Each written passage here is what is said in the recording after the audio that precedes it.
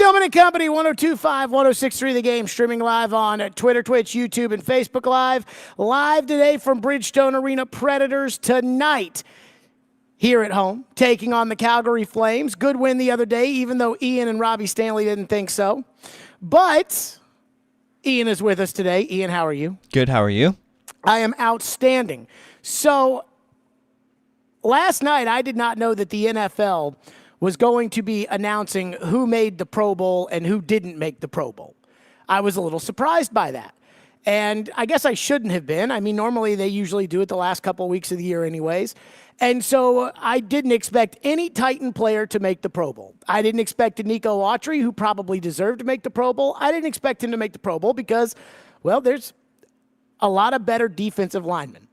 I didn't expect Jeffrey Simmons to make the Pro Bowl because I don't think Jeffrey Simmons played at a Pro Bowl level. I didn't expect Harold Landry to make the Pro Bowl because, again, I think there are probably some better pass rushers out there. And I didn't expect Derrick Henry to make the Pro Bowl because, well, quite frankly, Derrick Henry did not have a Derrick Henry type season. And yet, when the dust settled, Derrick Henry was named to the Pro Bowl. Now, look, some of the reason why Derrick Henry was named to the Pro Bowl games, as they call them now since they don't play actual football anymore at the Pro Bowl, some of it is because he's second in the AFC in rushing behind James Cook and I think it's like 3 yards ahead of Raheem Mostert. And I'm sure that it wouldn't surprise me if Raheem Mostert passes him because they're going to need Mostert against the Bills, and we'll see how Henry does against Jacksonville. I also think some of this is because, well, he's Derrick Henry, right? Again, this is somewhat of a popularity contest. I do laugh at the people that yesterday were like, oh, well, the Pro Bowl doesn't mean anything anyway. Sure, but this is the first round of Pro Bowl voting. Who actually plays in the game? That doesn't matter, or I guess the games, as they call them now, that doesn't matter. Like, that is the least important thing. I'm not going to watch it. You might watch it. I don't know.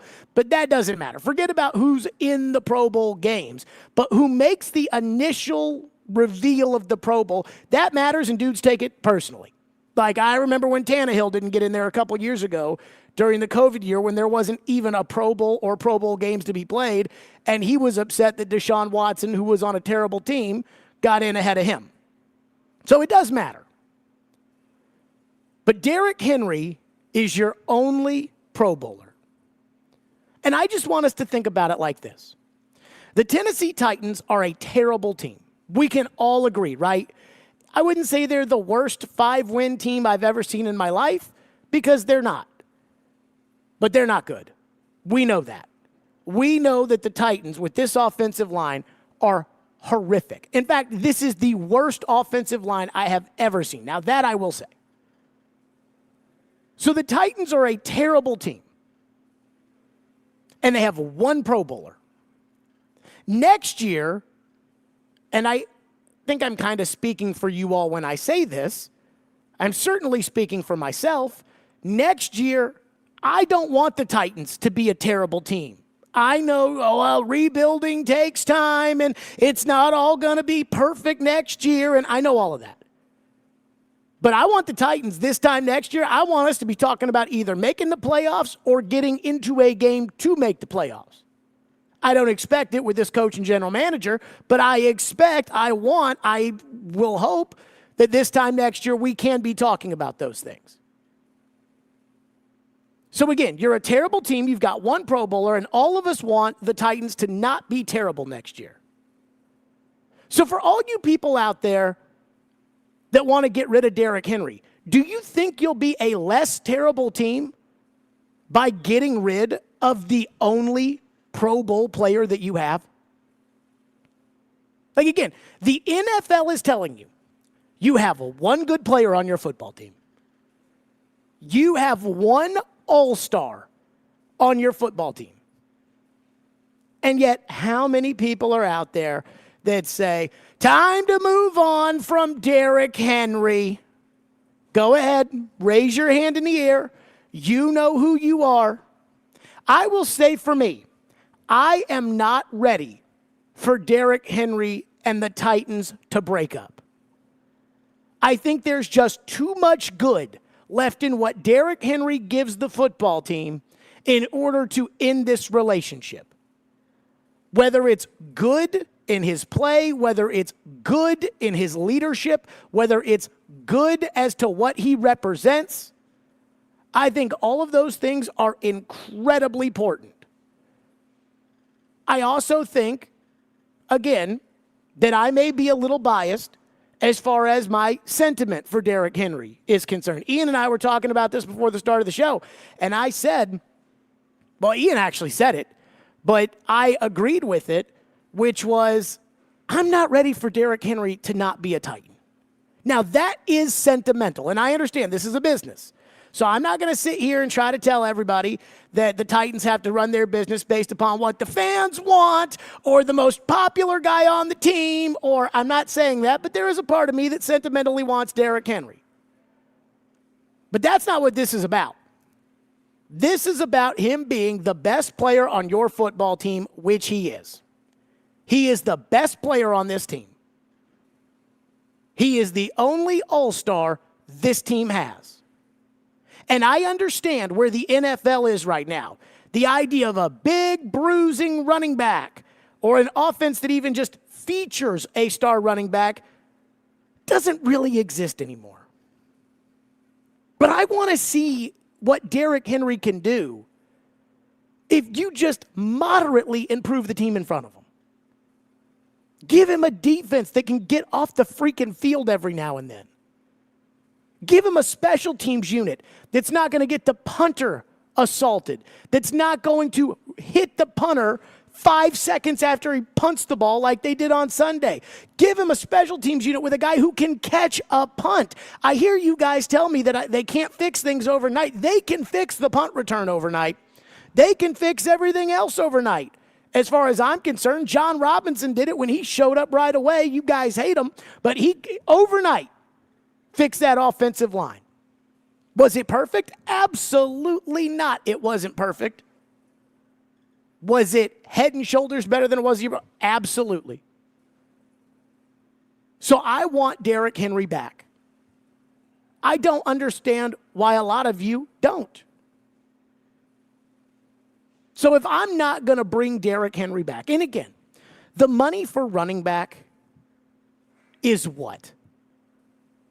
$8 million, $10 million. The number keeps getting lower and lower. Think about it like this. Saquon Barkley is the most important player on that Giants team, and he makes as much money as Andre freaking Dillard does. Tony Pollard makes as much as Andre Dillard. 1 year, $10 million for Derrick Henry. He probably takes it. That's as much money as you paid Andre Dillard this past year. That's as much money as on the books that's budgeted for Andre Dillard for next year. And you can't afford that?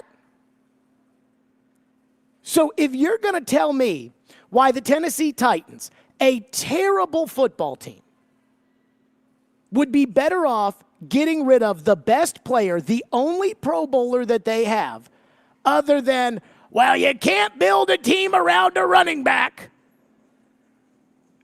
You got to give me something better than that. You can't tell me Tajay Spears is ready to be a running back number one where he carries the ball 28 times a game. You haven't seen it this year. Now, is Derrick Henry flawed? Absolutely, Derrick Henry is flawed. But again, we're talking about what this team needs so that this time next year, we're talking about either making the playoffs or a team that is already in the playoffs. Not a team that, again, has a fan base that is sitting there saying, oh, Lord, I hope we lose so we can pick 6th instead of 9th. And you think you're going to be a better team by getting rid of the only good player you have? Have we not experienced this before with the Titans? Every time there's some argument for getting rid of a good player on the Titans, and I have been guilty of some of this, it's always yeah, well, David Long's got a bad hamstring, and David Long is a repeat offender, and David Long is the best run-stopping inside backer in the NFL at Miami. Yeah, well, A.J. Brown, he's on Twitter all the time, and he's hurt a little bit, and he's how's A.J. doing? Now, look, he's tearing that team apart, but they're still in the playoffs, and you're not. As Corey Curtis says, you do not get better by getting rid of good players. It's the same thing with Kevin Byard. Congratulations on your 5th and your 6th round pick. I really look forward to this team drafting another Kyle Phillips or Jalen Duncan. So somebody explain. If the Derrick Henry Titans era doesn't have to end this offseason, and I don't think it does, then why are so many of you begging for it? Why are so many of you begging to see Tajay Spears as the number 1 running back on the Titans? Why? This isn't like Eddie George at the end, where Eddie George would have 80 yards in a game in 2003, and we'd say, wow, what a good game by Eddie. Derrick Henry is still in the top 5 in rushing in the NFL with no offensive line in front of him, with no real threat of a passing game, while his team, his defense, can't get a stop, and they're playing either a tied game or from behind 90% of the time, which is not advantageous to Derrick Henry. This is a team that lacks veteran leadership. Just last week, the other star on offense decided to get a haircut in the middle of the locker room while doing his media availability. So again, with a team that's only going to get younger this year because Tannehill won't be there anymore, somebody tell me, why do you all want this relationship to end? Why does Derrick Henry have to go away? Why would you take a terrible football team with one good player and get rid of the one good player? 615-737-1025 is our phone number, 615-737-1025. And Derrick Henry turns 30 years old today. And he was asked about his age and the future and everything else because, again, that age and that position do not go hand in hand. But I have a big question around Derrick Henry's production that I don't think any of us really have the answer to. We'll get to that coming up next. 615-737-1025 is our phone number if you want to weigh in, 615-737-1025. Again, we are live at Bridgestone Arena today where the Preds are taking on the Calgary Flames, and you will see that Hiller logo right there. You know I love Hiller Plumbing, Heating, Cooling, and Electrical. You will see that Hiller logo right there, center ice. That's right. Every time. They're proud supporters of the Preds. Hiller, Plumbing, Heating, Cooling, and Electrical, they're my HVAC company, and I love them. They promise 100% satisfaction or happy you'll be and the service is free. And I can just tell you, 6 years with Hiller, Jared Stillman, 100% satisfaction. Learn more at happyhiller.com. You can also go ahead and schedule stuff at happyhiller.com, and you can learn about true transparency pricing. What it means is that Hiller will line item every part of the job up front so homeowners can easily understand what they're paying for and why. For example, they'll itemize the parts and labor separately. No hidden fees, no added costs, no surprises when you get your bill, and they do not find things to fix. They only suggest things that you actually need. That's Hiller Plumbing, Heating, Cooling, and Electrical, proud supporters of the Preds, the Vols, and Vandy. Hiller, call the Happy Face Truck today.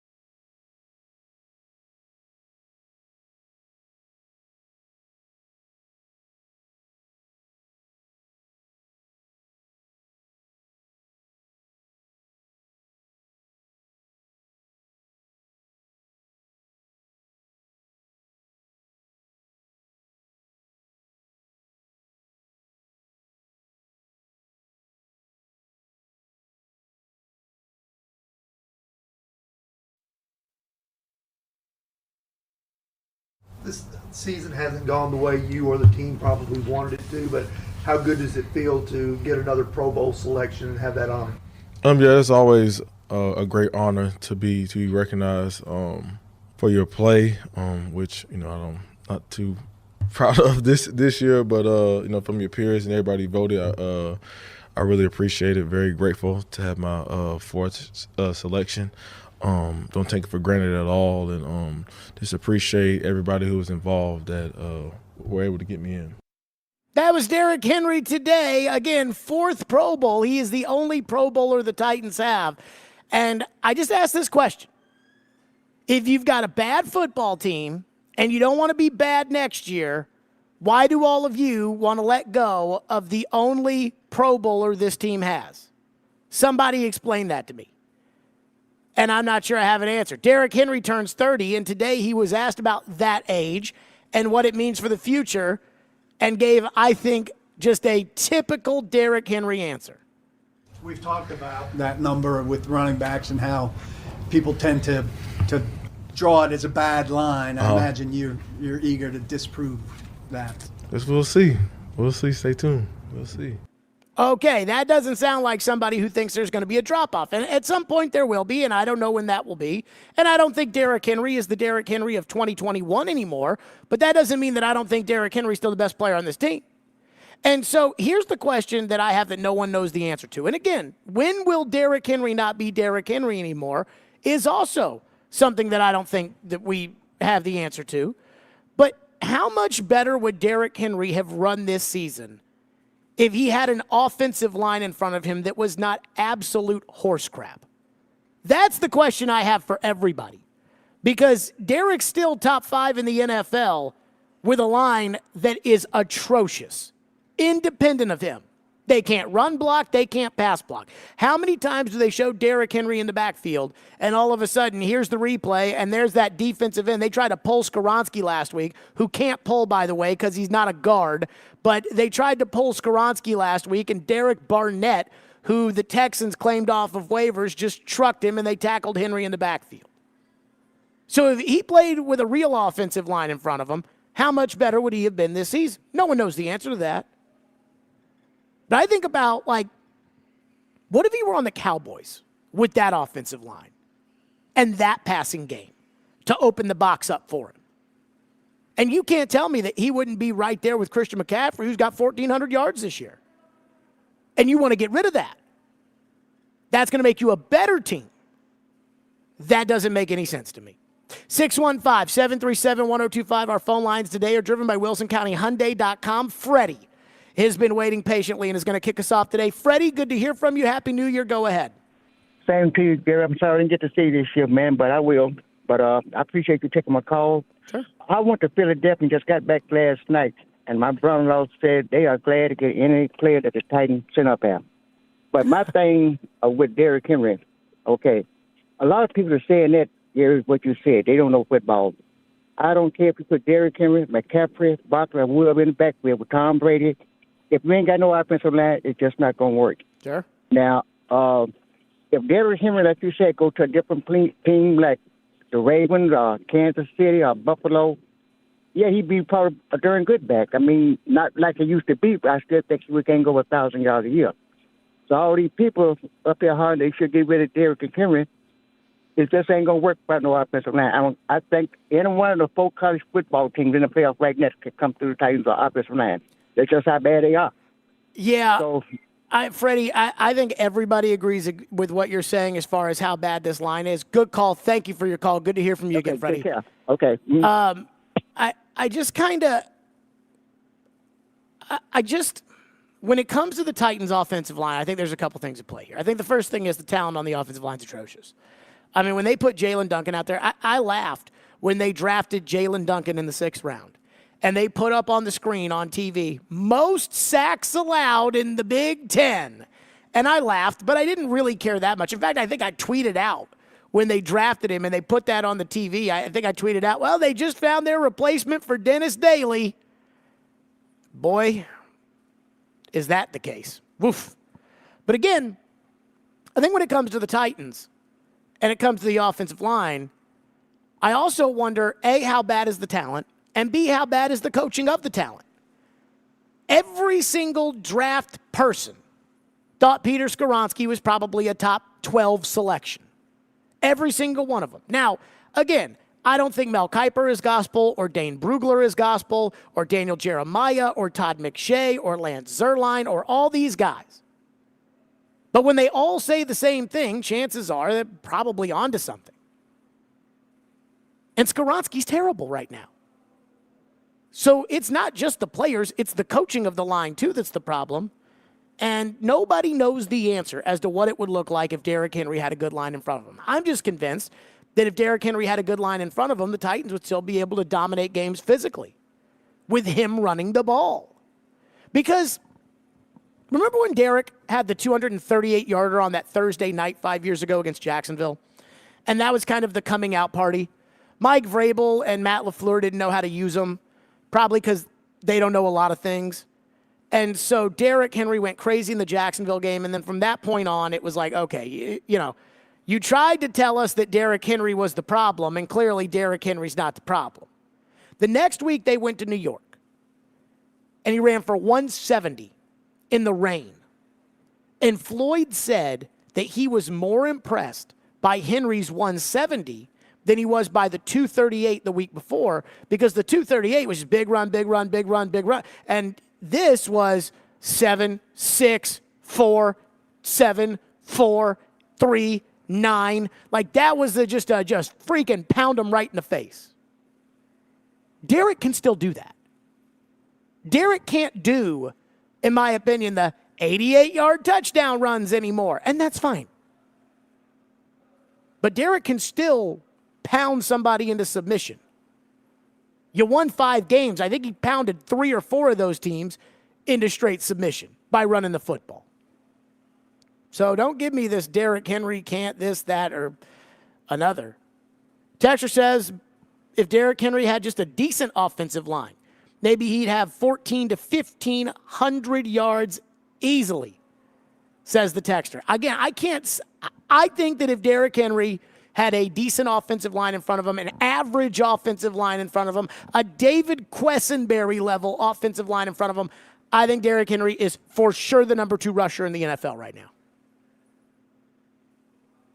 And you guys want to get rid of him? Now, as I read through the text line, I don't see a lot of anti-Derrick Henry sentiment, although I do have one that says Henry runs soft like he did his first 2 years. I don't see a lot of anti-Derrick Henry sentiment, but I know it's there. I know it's there. 615-737-1025 is our phone number, 615-737-1025 if you want to weigh in. This might not be the last game for Derrick Henry. Also, maybe the last game for Ryan Tannehill. We got some Tannehill thoughts we'll get into as well at some point today. Hey, make your Silly Underdog picks for your chance to win weekly prizes at theGameNashville.com or the 1025 The Game app. Silly Underdog Picks is presented by Volunteer Hose and Gasket. And be sure to tune in to 94.9 The Fan tonight for Vandy women's basketball. The Commodores are on the road taking on Mississippi State. Tip-off 6:30, pregame at 6:15. And coverage is also available on the 94.9 The Fan app and at 949thefan.com.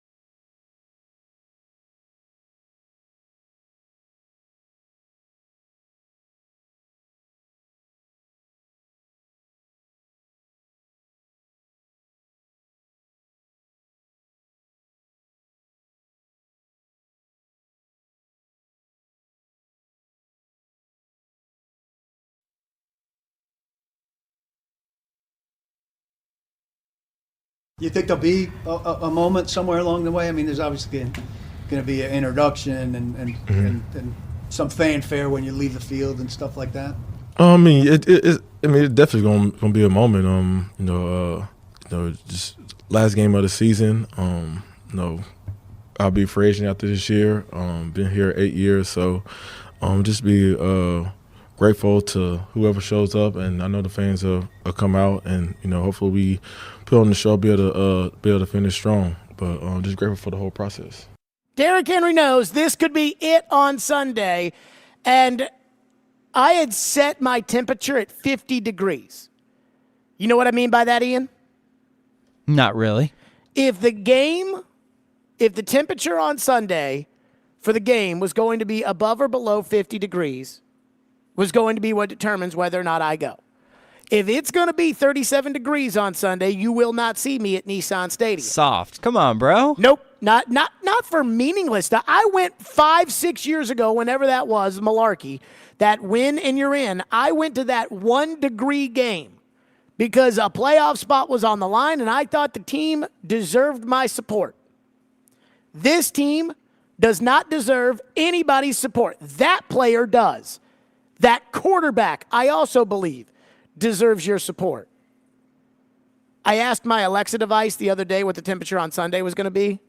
She said 50 degrees. Oh, sounds like you're going. So that was my over-under. I mean, so it is important, though, to me to go to the last game for Derrick Henry, because this probably is going to be Derrick Henry's last game.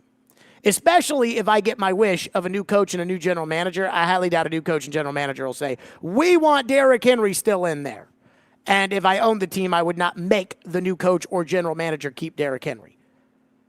But I do hope the Titans use the opportunity to really recognize what Henry and Tannehill have meant to this program, especially Henry. But I could also see Vrabel being like, no, we're only focused on winning the Jacksonville game, Will. We're not focused on the sentiment of Derrick Henry and everything else, and we don't want that to distract from the game and whatever. LD from McMinnville texts in and says, in order for Henry to be back with the Titans, he'll need to take a significant pay cut. To which I asked, why? Why does Derrick Henry have to take a significant pay cut? Is it your money? You guys tell me. They have $100 million in cap space, which is actually not true according to all the cap websites. The good thing is that the cap's fake anyway, so it doesn't matter, and they'll be able to spend as much money as they want to spend. So why do you care if Derrick Henry takes a pay cut? Now, I was talking to Brian Poyle, the assistant general manager, about this. I think Ryan O'Reilly is the best player on the Predators. I think he's better than Forsberg. I think he's better than Yossi. Yossi has stunk this year, but I think he's better than Forsberg. I think he's the best player on the team. He's a great two-way forward. He plays both on the power play, and I mean, again, he's a Selke, finalist every year. I think he's the best player on the team. I think that he has energized that team, and when they signed him, a lot of you guys were like, that's an overpay. He's too old. We can't spend that money on him. And I said this on the show the other day. It's because they wanted to get that particular guy. If you said, hey, we need to get a veteran, experienced running back to pair with Tajay Spears next year, then we can start talking about what the price of that's going to be. And we can set the price at $3 million. Because if there's 6 of those guys out there, then as soon as they start coming off the board, because, well, that guy got $4 million and that guy got $6 million and that guy got, and we're staying at $3 million, there's going to be somebody there that you can have. That's how you end up with Azeez Al-Shaair. But if you want that guy, you have to overpay a little bit to make sure you get him. And when it comes to Derrick Henry, I'm not just paying for his ability as a running back. And I do agree that I think Derrick Henry will need to be at a reduced role. But I need Derrick Henry to get a respectful salary, because the respect that Derrick Henry commands from the team is the number one reason why I'm bringing him back, on top of the fact that he's a Pro Bowler. That's why. Again, LD says back, I believe if Henry's back, it'll be at a reduced role and you can't pay him a starter salary. So you're a terrible football team. Terrible football team. You've got one Pro Bowler, Derrick Henry, and you want to treat him like Andre Dillard. Because Andre Dillard got signed to $10 million. It was a 3-year contract. They're going to cut him after this year. But Andre Dillard was kind of a risk on both sides. There was a reward to this, which was if Andre Dillard could play, which we learned he couldn't. If Andre Dillard could play, then the Titans would be getting a discount at left tackle. Again, you don't get a discount if you want that guy. And for you to tell me he doesn't deserve a starter salary when he's the only freaking Pro Bowler on the team is ridiculous. You have to give him a salary, in my opinion, that represents respect. And I think that, again, respect's a huge reason of why I want him back. The way he carries himself, the way he cares about the football team, the way he treats the football team, the way, again, he was asked today about making the Pro Bowl, and he was talking about he's not happy with the season he's had. He's like 4th in the NFL in rushing. He's 2nd in the conference. Ben says, I would prefer to see Henry walk just as proof that this coaching staff is willing to adapt. He will likely lose another step or two before the Titans are contenders anyway again, and he can stay if he's dirt cheap. Why? Again, somebody tell me why you care about how much money Derrick Henry makes. Somebody tell me that. One texter says, look at what running backs make. Henry is not even top 10. Big pay cut is in order. What does top 10 mean? Derrick Henry's not top 10 in running backs? Because 6 guys get elected to the Pro Bowl. 6. Not the fakakta end result of the Pro Bowl where Tyler Huntley is representing the AFC. I'm talking about what happened yesterday where they released who made the Pro Bowl. 1 guy from this team made the Pro Bowl. 6 guys made the Pro Bowl at running back, and he's one of them. So you're going to tell me he's not a top 10 running back? I don't understand how that computes. Like, I'm not the biggest Brock Purdy fan in the world because I think Brock is really a beneficiary of circumstances.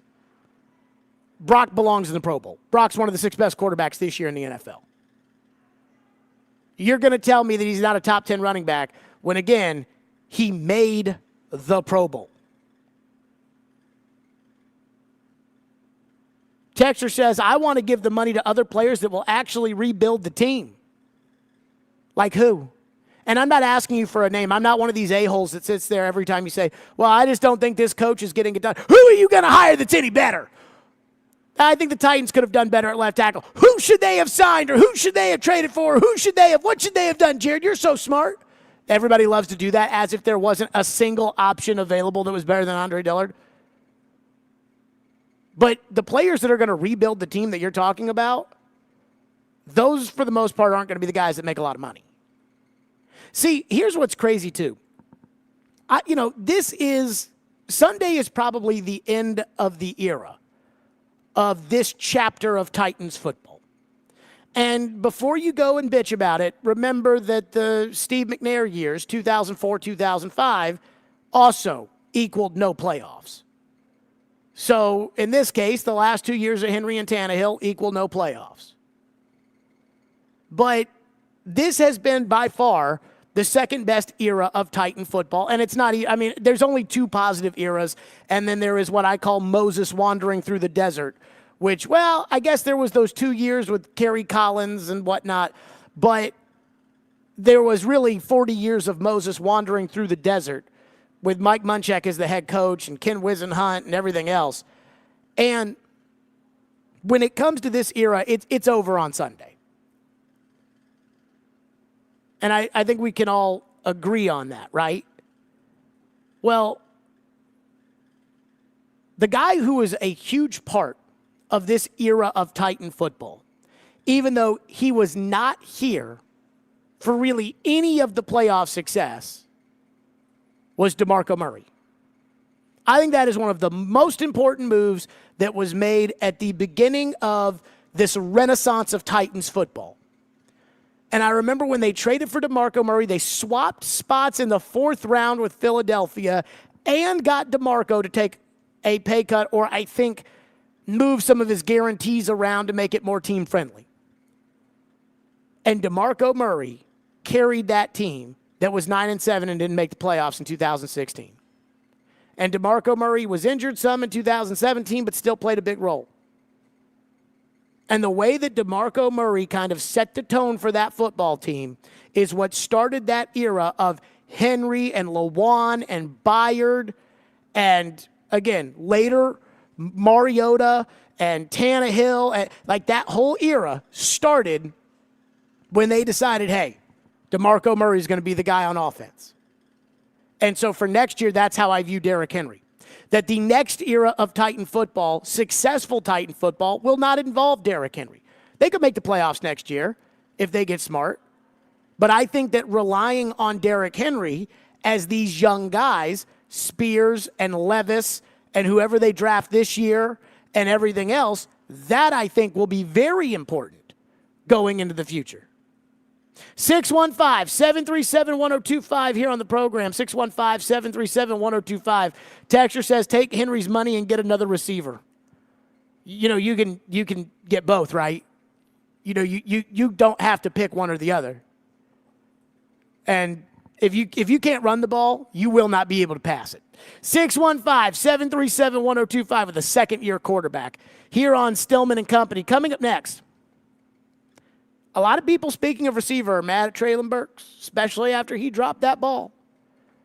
But I have to say, there was something Traylon Burks did that I actually thought was really, really good and really, really needed for this organization.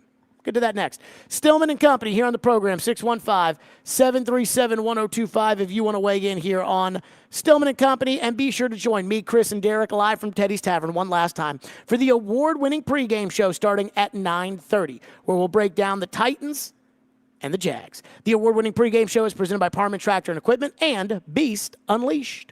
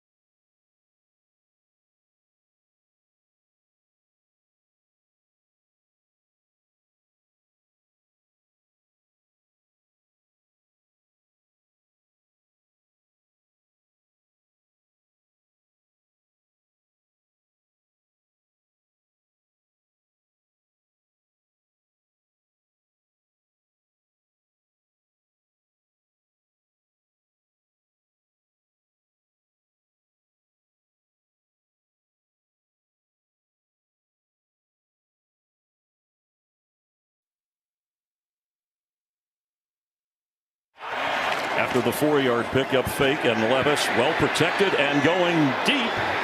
Traylon Burks can't hang on inside the 20 of Houston.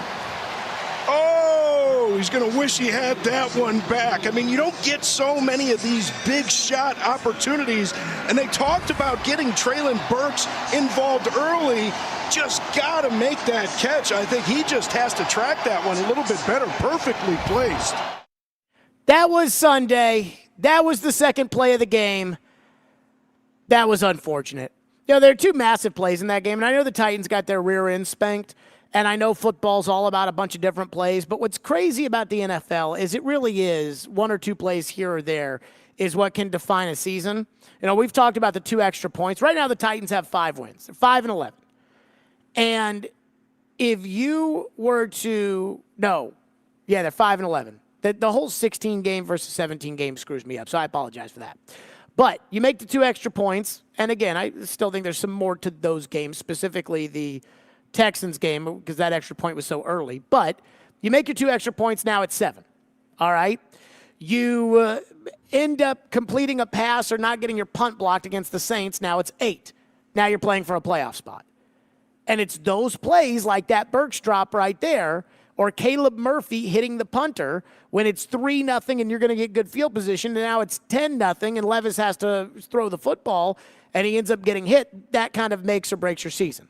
So it's been an incredibly disappointing year for Traylon Burks. He did all the right things, including flying a dangerous Cessna plane in order to get to the first day of OTAs on time, and yet still couldn't avoid the injury bug, still couldn't avoid concussions, and quite frankly dropped the football too much. Dropped it against the Saints, dropped it against the Browns, dropped it, I think, another point in the season, and then, of course, that big drop last week. I've said, I don't think the Titans can count on Traylon Burks going into next year. He'll be on the team because you're not going to cut a guy, and he's too good to be cut. And I'm not sure that there would be a trade partner, while it may be in his best interest for a change of scenery. I'm not sure there's going to be a trade partner there that could give you equal value to the insurance policy with which Burks probably represents. Your number 1 receiver next year is going to be Hopkins. Your number 2 receiver is probably going to be taken in the first or second round of this year's draft. You're going to have a slot guy, I would assume, kind of the way you paid Adam Humphries, and then you can have Burks. But I was impressed yesterday because Traylon Burks decided to indulge the media and not get his hair cut while he talked to him. And he, of course, was asked about the drop. And the way that he took ownership for his mistake, I thought, was admirable. The long throw trailer. You think you had a shot? Man, I wish I could have that one back. It was a great ball by Will. You just got to come up and make that catch. Was it looked like you twisted a little bit, as you're going for it. Did that affect the ability to catch it? No, I just got to catch the ball. Man. Just saying, I screwed up. That's all Burks is saying. It's a great pass by Levis. Man, it would have been huge. I wish I could have that one back. John Glennon in there kind of tries to give him the excuse route, which I saw that play maybe 3 times. I didn't see any twisting or anything. He had the step. It was a perfectly thrown ball. His hands were right there. It hit both of them. Yeah, you got to catch that. And Burks is like, nah, we're not. Screw the excuses. I don't need that. I don't need the excuses. I should have caught it. I screwed up. It doesn't make up for the fact that he didn't catch the ball. Trust me, I understand. But at least he was accountable for it. At least he took the question and said, I messed up. There's not enough of that around St. Thomas Sports Park right now, specifically with the head coach and the general manager. The head coach's way of accountability is to say, well, we all have to do better and it starts with me. Or, oh, well, we need to play better, need to coach better. 2 things that sound just so insincere when he says it. And then the GM never talks. Apparently, we're crazy for having an expectation that the GM would be accountable. And we'll see if the GM is accountable on Monday when they have their end-of-the-season press conference, and Vrabel will absolutely do that, and we don't know if the GM will or has to do that. And we'll see then. But at least somebody over there's got some accountability. Sometimes it bothers me when Derrick Henry always takes the blame. Derrick Henry will always put it on himself for say, I'm not going to point the finger or whatever. And sometimes it gets to be a little even obnoxious to me. Derrick Henry today talking about the Pro Bowls, like, I didn't have the season I wanted to have. I get it, but come on, Derrick. You know that's because your team sucks and you don't have a line in front of you. It's okay to say, hey, I'm really thankful for this opportunity and whatever. You don't always have to take the blame when it's not your fault. You don't have to throw anybody under the bus, but you don't always have to take blame. But Burks, in that instance, at least he can look at his teammates and look at the fans and say, hey, I let you down. I let you down. A couple of texters have texted in saying, if we shouldn't care how much money Derrick Henry makes, why do you care how much money, talking about me, why do you care about how much money Aaron Brewer makes? And I'll tell you why. Because Aaron Brewer's $4.3 million represents the incompetence of the Tennessee Titans. A second-round tender is given to a player that would be signed to an RFA tender or an RFA offer by somebody else. Now, nobody really does that anymore. Offer sheets in the NFL really just don't happen. You know, this goes all the way back to Steve Hutchison and Nate Burleson and everything else, what they call the poison pills. The NFL got rid of those in the contracts. So RFAs really don't get signed very often. But Aaron Brewer was not a player that anybody else would have been interested in signing if you had offered him an RFA tender of $2.6 million. When you give a guy a second-round tender and a $4.3 million salary, you are saying right then and there, this guy is worth a second-round pick to us. And Aaron Brewer is a backup. And that's the incompetence that drives me crazy. Again, the money is about what it represents.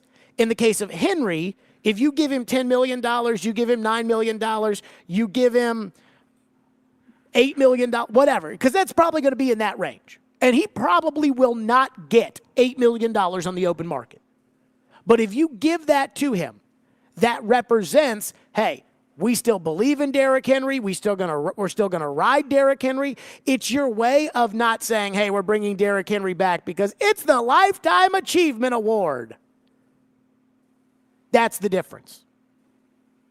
It's showing that you still have the respect that Derrick Henry's still a really good player, which apparently the entire league has because they just voted him to the Pro Bowl and none of you do because you'd rather see Tajay Spears play. Texter says, you know it's bad when just being accountable is impressive. Look, man, that's for you to take up with your football team. I've taken it up enough. In fact, I even asked Vrabel. I said, it kind of feels like you're dodging it when it comes to accountability for the offense. He's, no. Okay. Texter says, Burks is the Marcus Mariota of wide receivers. There's no way not to love the guy. He's a great dude, but he just doesn't have the juice. I tend to agree with kind of the sentiment there. It's like a constant just, shucks. Why can't this work out? And you know I think Burks has all the talent in the world. And Mariota was an incredibly talented player coming out of college. That's why he was the number 2 pick in the draft. Now, he didn't have the ability to throw the football down the field the way Will Levis can, but he was way more accurate than Levis. I mean, he was, I don't say like a special kind of talent, but again, he went number 2 for a reason. 615-737-1025 is our phone number. There is a national narrative that is surrounding Mike Vrabel and the Tennessee Titans. And it is not a local narrative. At least I don't think it's a local narrative. And I've got 2 reasons. It can only be one of 2 things for why this narrative is being pushed about Mike Vrabel. We'll do that next. Stillman and Company, live from Bridgestone Arena, 102.5, 106.3 The Game.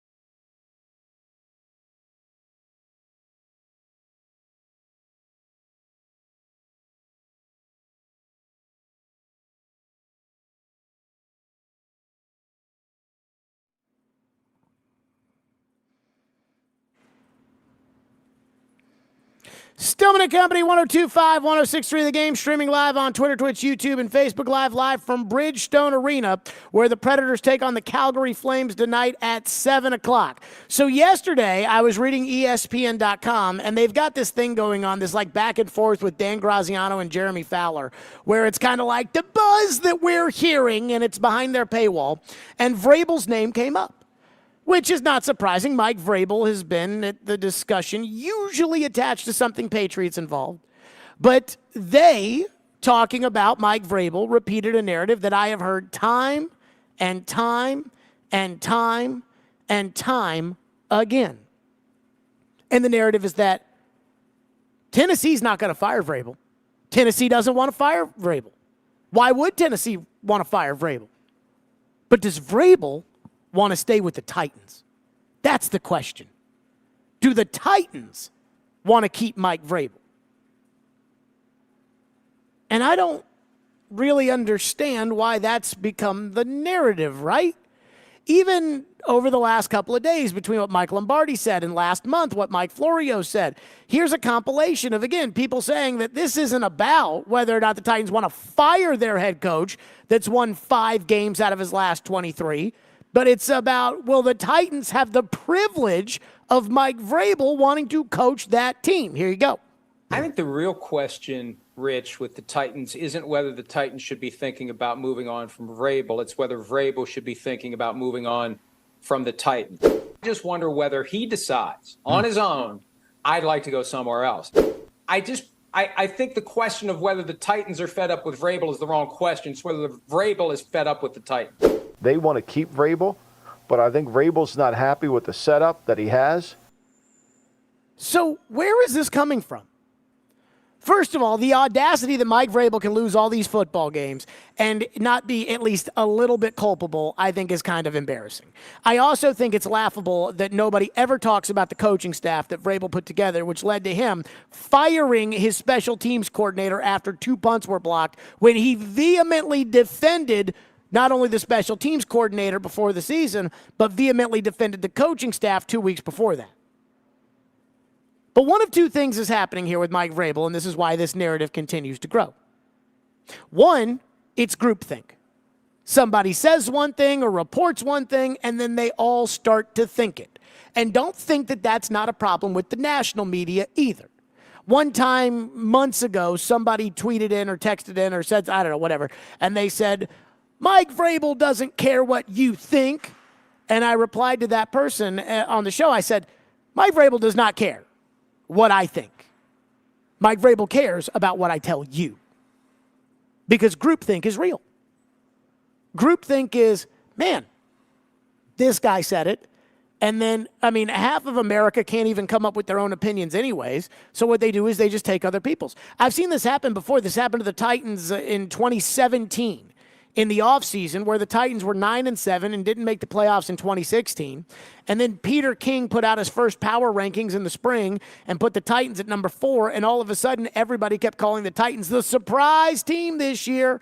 So much so that Mike Mularkey was up there at the podium having to defend like, hey, we haven't done anything yet, guys. Like, I don't know where all this came from, but, this hype, I don't know. And that was pure groupthink. So that could be part of it. The other would be that it's being pushed behind the scenes.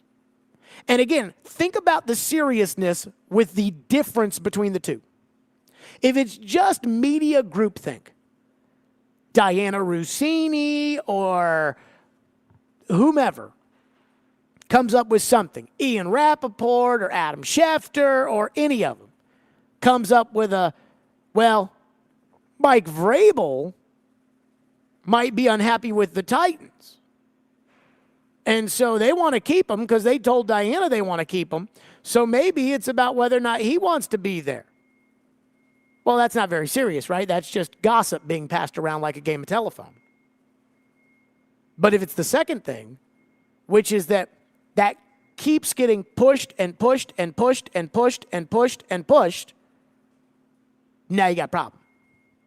Because if it's being pushed and pushed and pushed and pushed and pushed, somebody has to do the pushing. And somebody has to want to push it. Adam Schefter was asked about the Belichick rumors. I think it is inevitable that Bill Belichick will be fired at the end of the season. Just like I think it's inevitable that Ron Rivera will be fired at the end of the year. And you don't hear anybody pushing back on that. But when it comes to Belichick, there's, well, can they really do it? Would they go out and get a GM? Would they? And Adam Schefter said yesterday to Rich Eisen, he goes, look, man, this has been going on for 4 months, and you haven't heard the Patriots put this fire out. That's why. Because behind the scenes, they're okay with everybody thinking that they're going to dump Belichick at the end of the year. Probably because they are. Which takes us again back to Vrabel. Why does this keep being pushed the way it is? The positioning is not Vrabel's on the hot seat and Tennessee might fire him because he lost 7 games in a row last year, which I don't even believe in is grounds for firing him, which we'll get to. I don't even believe in that as being a reason to fire him. But a lot of people are bringing that up, that, we lost 7 games last year and now they've won 5 games this year, and so enough's enough and it's time to fire. But nobody's saying that. Everybody's saying, well, maybe Vrabel doesn't want to be there. Now, Vrabel did say yesterday he wants to be here. I'm not sure anybody really took that as gospel. If I had to tell you what I think the narrative, where it is born from, I would say I think it's groupthink, but I don't know. And the one thing I have a hard time just understanding with all these media people, and I am not a blame the messenger guy. Now, I do analyze the messenger. So when it's somebody with an agenda, or it's somebody who I think, is pretty connected, like when Diana reports something and we know that it's coming straight from Vrabel. But I am not a blame the messenger of the messenger said something that I don't like, so I'm going to say, well, I don't like that mean radio guy. I don't trust that insider. Like, I don't think Ian Rappaport is very reliable. But that doesn't mean that if Ian Rappaport reports something, I'm not going to think that there's a chance that it's true. And so I'm not going to get on the messenger most of the time, except when I keep hearing the national media types. Again, this is the latest. This is Graziano and Fowler talking about how Tennessee, they would never want to fire Vrabel, but does Vrabel want to go back? Does he have a choice? I have a hard time understanding how contracts in the NFL work. Mike Vrabel has 2 more years after this year with the Tennessee Titans. He is under contract. If Mike Vrabel doesn't want to coach here, his option is to quit. The Titans can't stop him from going to work at Burger King. But I don't think he's going to do that. So if Mike Vrabel wants to coach somewhere else, now he could go to Amy and say, hey, I'd like to work out a trade, just like any other player who's under contract can request a trade. But the Titans don't have to do that, just like they didn't have to trade A.J. Brown when he requested a trade. They did. They didn't have to. So when this national narrative is, well, does Vrabel want to come back to the Titans? That's the question. I'm like, that's out of his hands. I mean, he signed a contract. He agreed. So I don't know where they're getting all this stuff about, oh, no, the real question is whether or not Vrabel wants to be here. And apparently Vrabel said yesterday that he did. I will say this. If the Titans really do want to get rid of Vrabel, and the Titans really are planning on getting rid of Vrabel at the end of the year, and it's like this secret sneak attack, one, I think it's pretty incredible that they've shut their mouth the whole time doing it. And 2, what would be wild is that this is exactly what I would do if I was looking to get rid of Vrabel, because I'd want people to think that, no, we like him. So if you want him, you got to trade. You got to give us something good. But I don't give the Titans that much credit. I don't think the Titans are great chess players, because quite frankly, they never have been. So I don't see this being any different. But I'm starting to be driven crazy by the narrative that maybe Vrabel doesn't want to be back here. What? One, Vrabel doesn't have a choice. And 2, Vrabel ain't that good anyways. 615-737-1025. We'll get to your phones on this at 615-737-1025. Plus, coming up next, I do think I found a historical comparison for where the Titans sit with Vrabel. And I think it's pretty comparable and accurate. We'll get to that next here on Stillman and Company. FanDuel Sportsbook is my official sportsbook app, and the NFL regular season is wrapping up, but there's still time to get in on all the action with FanDuel, America's #1 sportsbook. Right now, new customers get $150 in bonus bets guaranteed when you place a $5 bet. That's $150 in bonus bets, win or lose.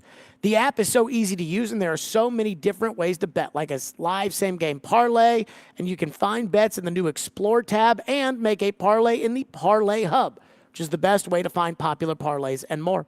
And let me just say this. If I had any advice for this weekend, it would be to bet Jacksonville. Yes, trust me on that. Visit FanDuel.com/JGM and make your first bet a layup. FanDuel, an official partner of the NFL. 21 and over and present in Tennessee. First online real money wager, only $10 first deposit is required. Bonuses issued as non-withdrawable bonus bets that expire 7 days after receipt. Restrictions apply. See terms at sportsbook.fanduel.com. Gambling problem? Call the Tennessee Red Line at 1-800-889-9789.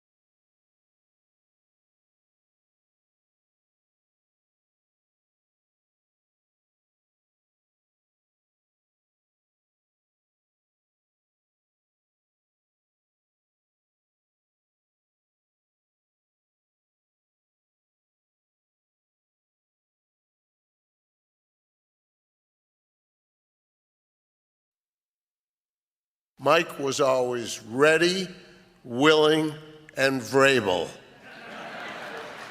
There was no one who values versatility as much as Coach Belichick, but there's no way Bill could have predicted how valuable Vrabel would be when we signed him as a free agent in '01. Mike was not the most heralded free agent signing, but he quickly became one of the most important ones. Over the next 8 seasons, Mike was a key cog in a defensive unit that helped us secure 6 division titles, 4 AFC championships, and 3 Super Bowl victories. Mike will join the 33 other members inside the Patriots Hall of Fame, where his legacy will be preserved as one of the greatest in franchise history. Mike, you might be a titan in the industry now, but to us, you'll always be a Patriot. That was Robert Kraft a couple of months ago. Boy, he loves him some Mike Vrabel. And look, he should love Mike Vrabel, the player. Mike Vrabel was a really, really good Patriot player, belongs in the Patriots Hall of Fame. So I don't have any problem with that. I do like you may be a titan in the industry now, but you'll always be a Patriot. It should be noted I was listening to the Boston afternoon show, Felger and Maz, on my drive into the arena here today, and they were talking about Belichick and Kraft and Bill O'Brien and possible coaches and Gerard Mayo, and somebody called in and was like, "Hey guys, I think that they should hire Mike Vrabel." And immediately it was, "Okay, I'll cut you off. There's another vote for Mike Vrabel." So apparently they're calling into the shows being like, "We want Vrabel, we want Vrabel, we want Vrabel," which is their business. I mean, I get it. But I'm starting to feel like a real historical, I'll say, connection with Mike Vrabel. But I am starting to feel like Mike Vrabel could be the John Gruden of 2024. Now, this is John Gruden before the racism, but I even went back yesterday and kind of looked up how that all went down. The Raiders and Gruden and the 2 first-round picks and the 2 second-round picks and the $8 million in cash, and then the Buccaneers won their Super Bowl. And so, how did that all go down? Now, Tony Dungy had the Buccaneers on the doorstep year after year after year after year, and offensively they could not get over the hump, which is why Indianapolis hired Tony Dungy as soon as Tampa Bay fired him, because they had been on the doorstep with their offense and couldn't get over the hump defensively. Makes sense. I read Mike Florio's book a couple of years ago in which he said that the Raiders were going to fire Gruden anyways. Not that year, but the next year. If Gruden had come back in 2002, they would have fired Gruden after the 2002 season. So I did some homework yesterday about how that all went down. And this is why Mike Vrabel is like John Gruden without the racism, at least the racism that I know of. Who knows? I haven't looked at Vrabel's emails. Al Davis didn't want to keep John Gruden.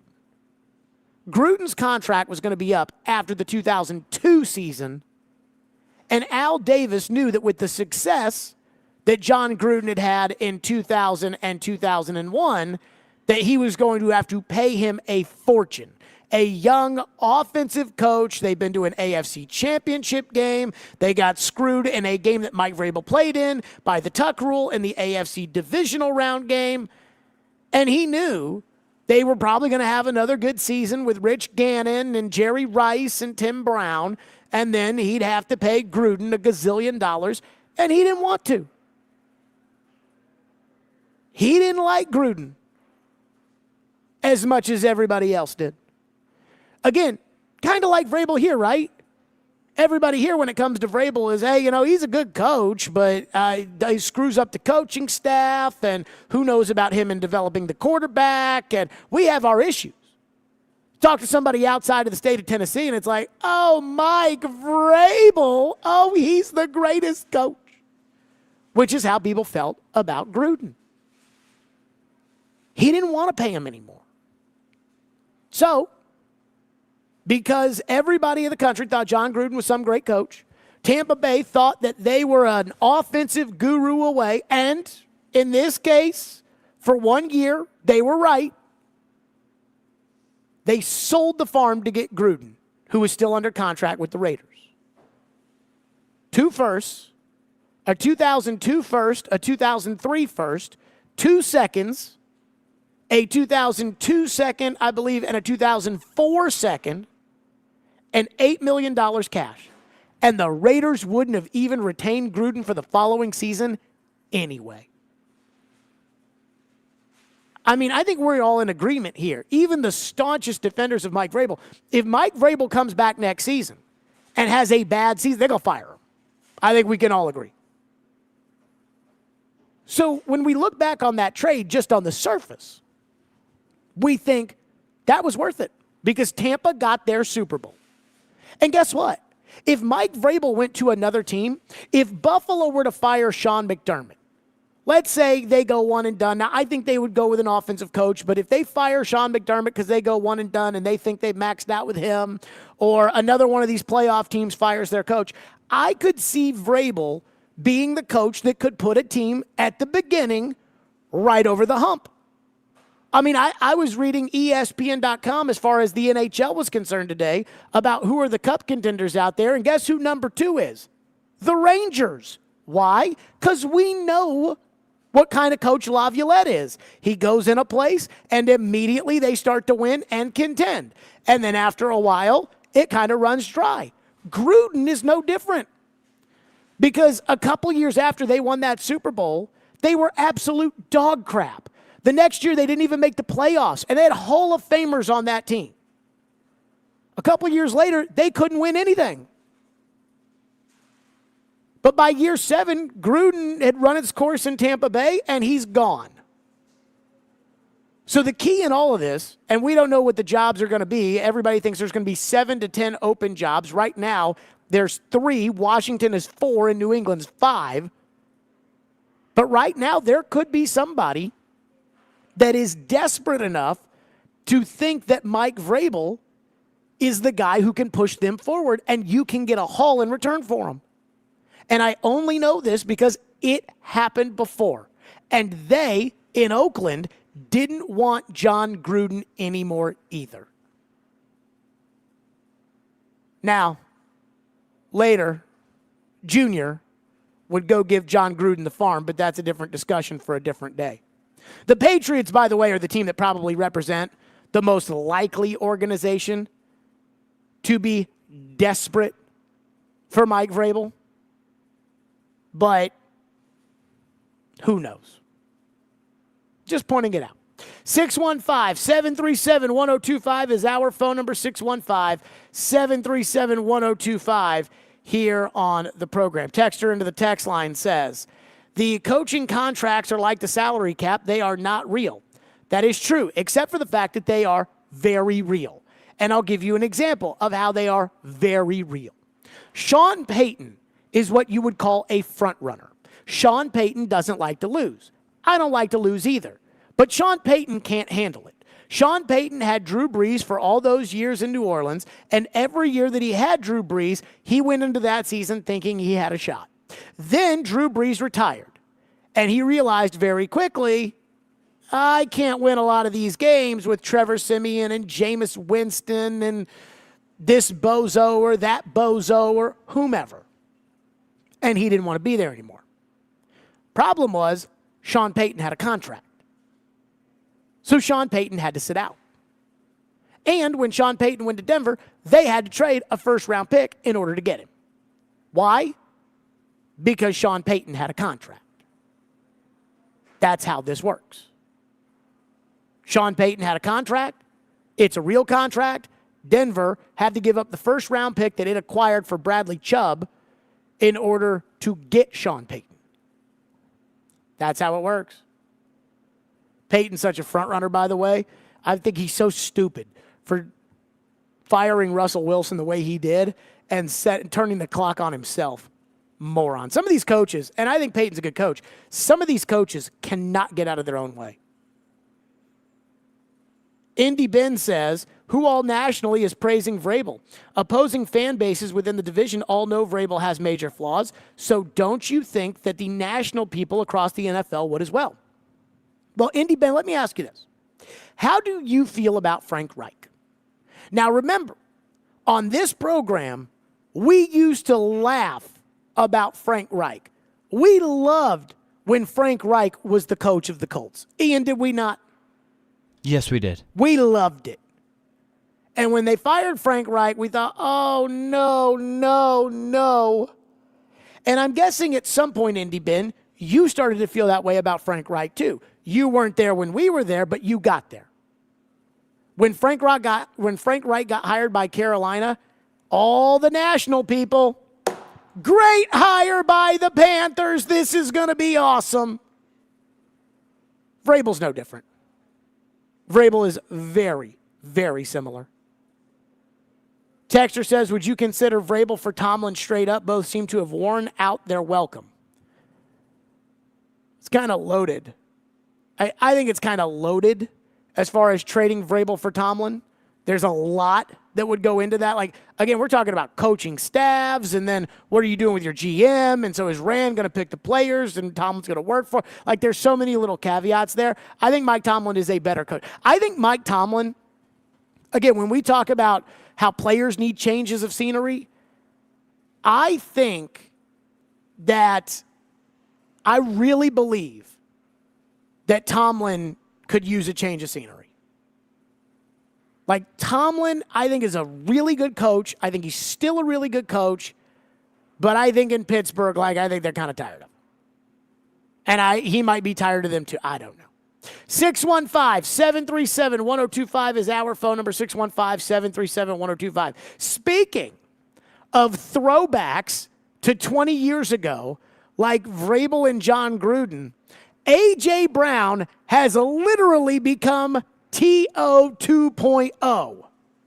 We'll get to that next and what he had to say. Stillman and Company, 102.5, 106.3 The Game.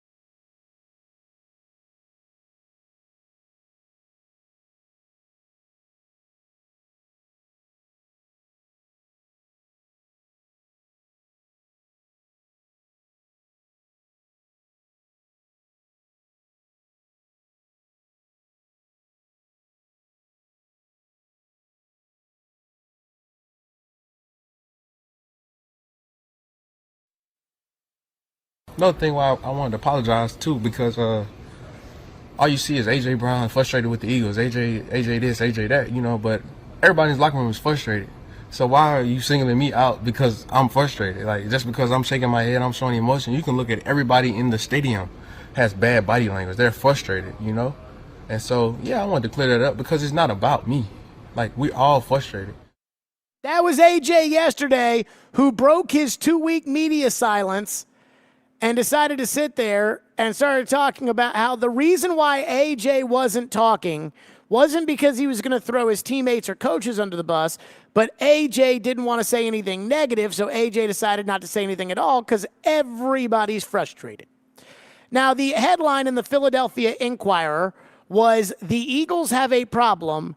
It wears number 11, and it wears a headset, and it is tearing apart the locker room." And AJ, I don't think, was very happy with that writer, because AJ even yesterday said that he wanted some more information on the story. I apologize to my teammates today, because they shouldn't have to answer questions on my behalf. I'm a man. I can speak for myself. I was actually looking forward to seeing one of the reporters here today because I wanted to ask him a question. I'm still going to say the question because he wrote a story, and I did read the story. It was about he said a veteran said something about me and this and that. So I was going to ask him, who is the veteran? Now, I like A.J. Brown. I don't know if A.J. Brown likes me. Probably not. Did have a good little chuckle at the Super Bowl when I asked him about the Titans not making it there. But I will say this when it comes to A.J. Brown. This is what I expected out of A.J. Brown last year. I expected A.J. Brown to be a problem because A.J. Brown's got that in him. He can't help himself. And Nick Sirianni is not a strong enough coach to be able to get A.J. Brown in line. We complain about Vrabel on a daily basis, and there's a lot of reasons to complain. I don't think A.J. Brown would be acting like this if Mike Vrabel was the coach. Now, he did act like that on his way out when it came to his contract, but again, I don't think in the middle of a season when money's not involved, I don't think you'd see A.J. Brown yell at Tannehill on the sidelines the way he yells at Jalen Hurts, and I don't think that you would see him treat Mike Vrabel the way he's probably treated Nick Sirianni. But this is T.O. 2.0. Remember, T.O. goes to the Eagles. He is the missing link. T.O. goes to the Eagles. They get to the Super Bowl. If they had hurried their asses up a little bit, they might have won that Super Bowl. And then T.O. got unhappy. He was unhappy with his contract. He was unhappy with Andy Reid. He was unhappy with Donovan McNabb. They got into it on the sidelines. He got sent home. He did the sit-ups in his backyard. He did all that stuff. The Drew Rosenhaus press conference that was just embarrassing. He did all of it. And the Eagles never got back to that point. A.J. Brown shows up, and the Eagles go to the Super Bowl. He was the missing link. Season starts. A.J. wasn't happy in week 2. They beat the tar out of the Minnesota Vikings. Just spanked them. And on the sideline in the middle of the game, he and Jalen Hurts are getting into it, and Nick Sirianni's got to break it up. Why? Because Devontae Smith was getting the ball and A.J. Brown wasn't. There is no question that Terrell Owens was the best wide receiver, along with Randy Moss and maybe a couple other guys, the best of the best at wide receiver in the NFL in the early 2000s. There is no question. He won everywhere he went. He won in San Francisco. He won in Philadelphia. He won in Dallas. And every place he got kicked on the ass on the way out. Every single one of them. That is what's happening to A.J. Brown right now. And A.J. Brown is going to sit here and talk about, well, I'm a journalism major, so I understand what you guys do. And I don't think A.J. Brown understands how this all works. I think A.J. Brown gets angry very quickly. I think A.J. Brown holds a grudge, and I don't think A.J. Brown comports himself well when those things happen. And my guess is that's part of the reason why they traded him. Now, that doesn't make the fact that Treylon Burks has not lived up to that billing, that doesn't make that okay. And I understand that. But if A.J. Brown does tear the Eagles apart, and it looks like he's on the verge of doing that, can't you at least look at John Robinson and say, well, you got that part of it right? And another thing that I just hope we could do, can we stop acting like trading A.J. Brown to the Eagles was like trading Babe Ruth? I mean, this wasn't even the Falcons trading Brett Favre. Certainly wasn't the Herschel Walker trade. But yet, it seems like nobody around here is talking about this like we weren't talking about these same concerns with A.J. Brown when it all went down here. When A.J. Brown, remember at the owners' meetings, which is very early on in the offseason, I think it's before the combine. At the owners' meetings, Jim Wyatt, again, team employee, writes on the team website a breakdown of everything. Actually, I think it's after the combine. I think it's right after free agency, before GMs and coaches all talk or whatever. So it was right after the start of free agency, I think. And Jim Wyatt wrote one article at the Titans website that was a sit down with John Robinson. And it was every little nugget along the way, right? It was, here's why they liked Jamarco Jones and they signed him. Here's why they gave Harold Landry the big extension. Here's what they think about cutting Julio Jones. Here's what they think about all these things that they didn't know that they did, but we don't know why they did them. It's all in this article. Then there was a second article on Titan Stationery that was basically John Robinson swears up and down he wants to keep A.J. Brown. And at the time I said, he's doing this because that matters to A.J. If he includes A.J. as a line item in the Jim Wyatt article, then it's just like, well, A.J.'s just another one of the guys. Which Harold Landry, you can do that with. Harold Landry's not going to care. You can't do that with A.J. Brown.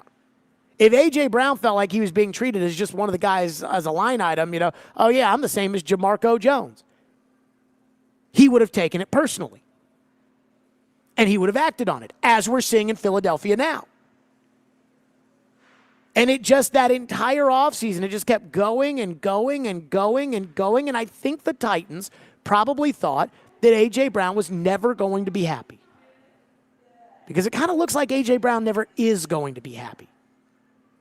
Philly's got a good ball club. That's a good team. Their defense is kind of a mess, but that's still a good team. The offensive line still has most of the players from last year. They can run the football a little bit.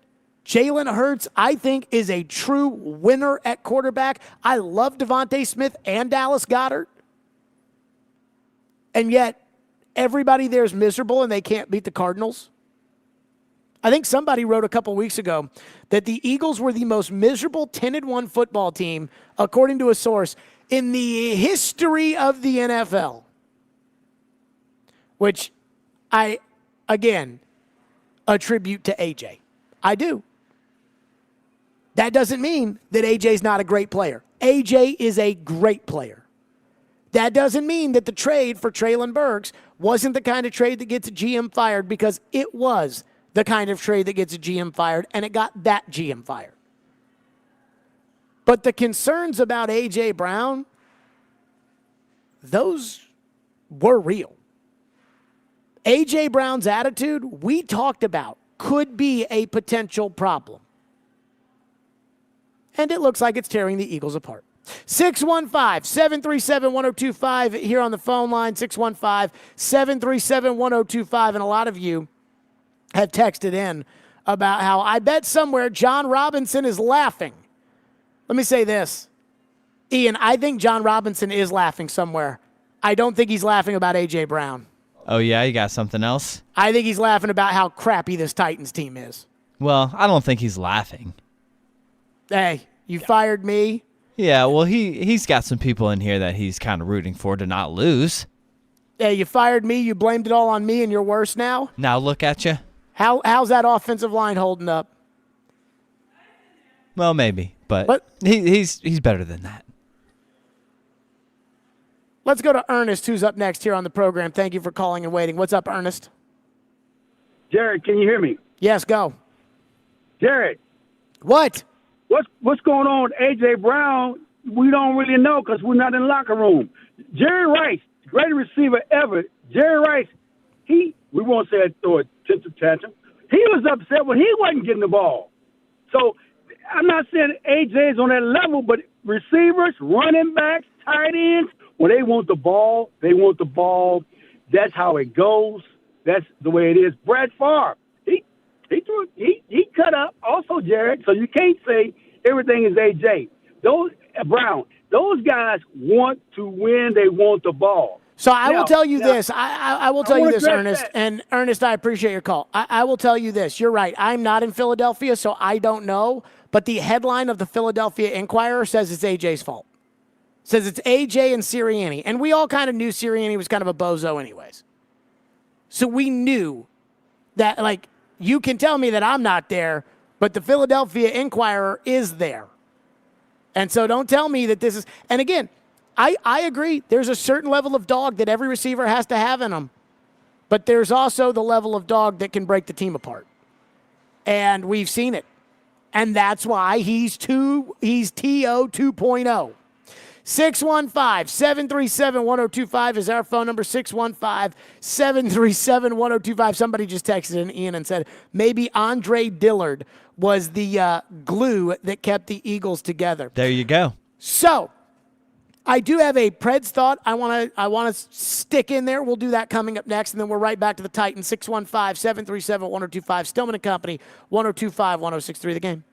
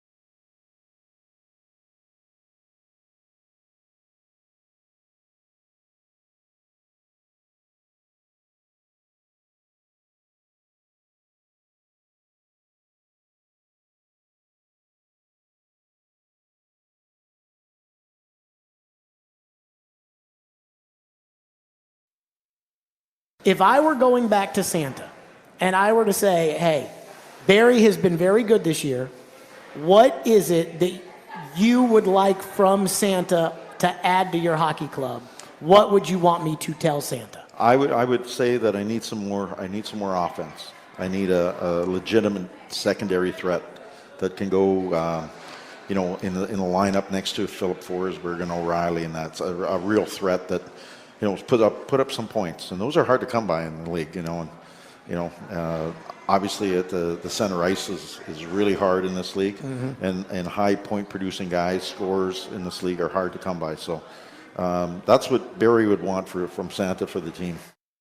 Barry Trotz says he wants some more offense. And I will say this, that Chicago team they played the other night was terrible, and they didn't score the second goal until there was, Ian, like 2 minutes to go in the game?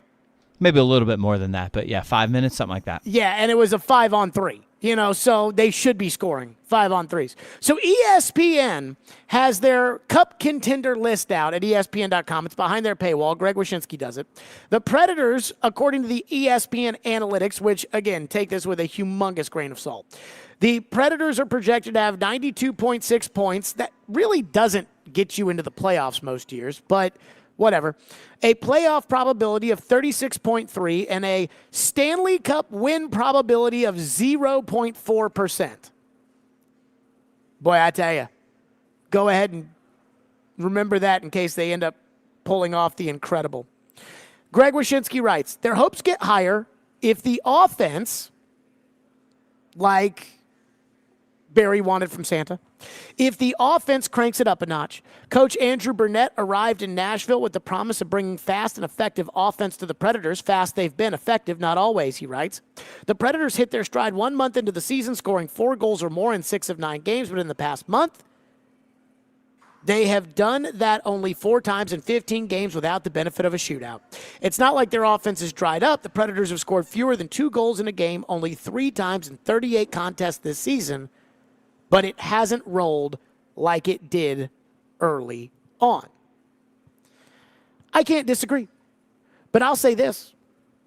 As he continues to talk about the Predators' special teams and how they got to be better on the penalty kill and they need to up it on the power play, and to me, that's minutia. First off, I don't expect the Predators to compete for the Stanley Cup this year. If they do, I will be pleasantly surprised. But I'm not expected that will happen. Secondly, as far as the Predators are concerned, I don't think, again, all these little minor things, I'm sure we could talk about, hey, they need to score more goals. No crap. But what this is going to all be decided about is the goalie. Because the goalie's going to keep you in every game. And sure, there'll be some blowouts here and there, just like you'll blow somebody out. But the goalie will keep you in every game. You play a bad team, the goalie will keep you in that game even if you don't score. You play a good team, the goalie should be able to keep you in it because when he's good, he's that good. And it's going to be the same way come playoff time. The Predators are going to be right there on the cut of making the playoffs, and if the goalie plays well, they'll be in.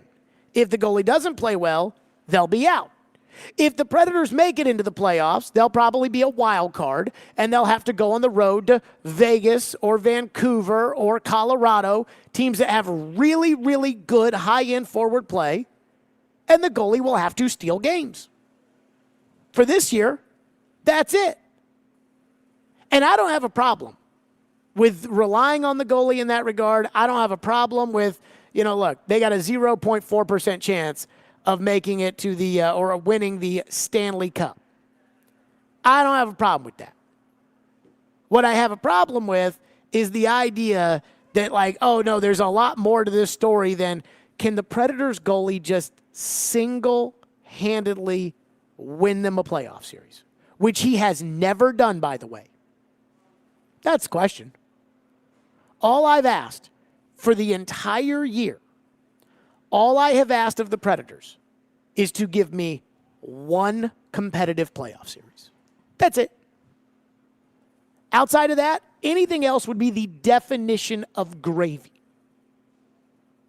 And even if they don't give us the one competitive playoff series, I will feel like the overall organization and the direction of it is headed into the right spot. which is all I think we can really ask for, given that we've wanted this team to take steps back and not just do whatever it takes to make it to the playoffs to try to pretend that this team could win a round over the years. So I don't have a problem with any of that. But this idea that, like, oh, no, this offense has to get better.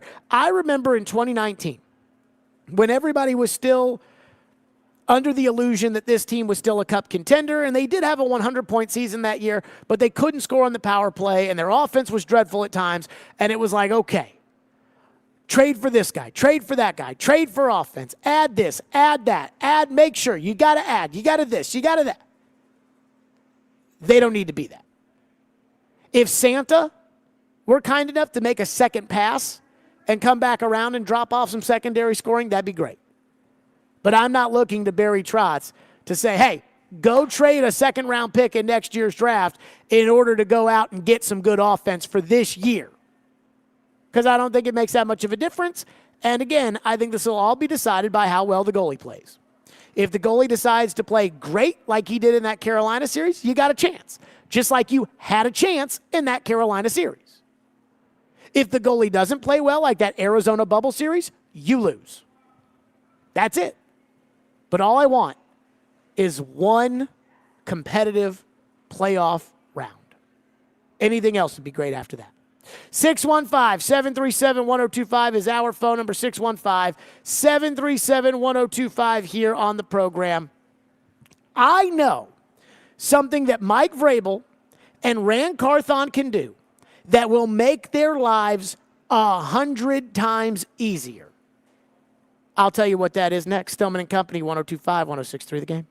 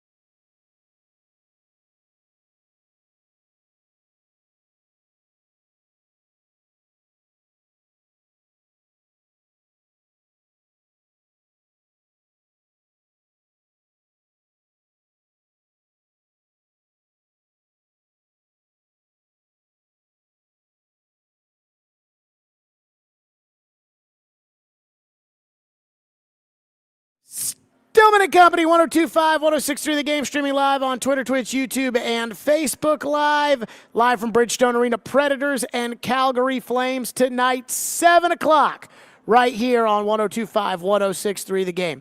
So yesterday, finally, somebody asked Mike Vrabel about the rumors about him and his relationship with Rand Carthon, and finally, somebody asked Mike Vrabel about, hey, do you want to be here? Because the latest rumor du jour was that maybe he didn't, that coming from Michael Lombardi.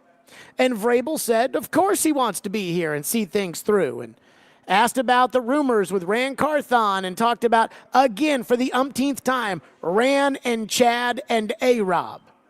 I actually told D. Mace today, I said, every time Vrabel does that, every time he's asked about his relationship with Rand and he talks about the other guys that work for Rand, he minimizes Rand Carthon, right? We never talk about what it was like with Jeff Fisher and Floyd Reese and Rich Sneed and Lake Dawson. No, we talk about Jeff Fisher, Floyd Reese. We don't. I'm trying to put this as respectfully as possible. We don't care about the assistant general managers, and we shouldn't care about the assistant general managers.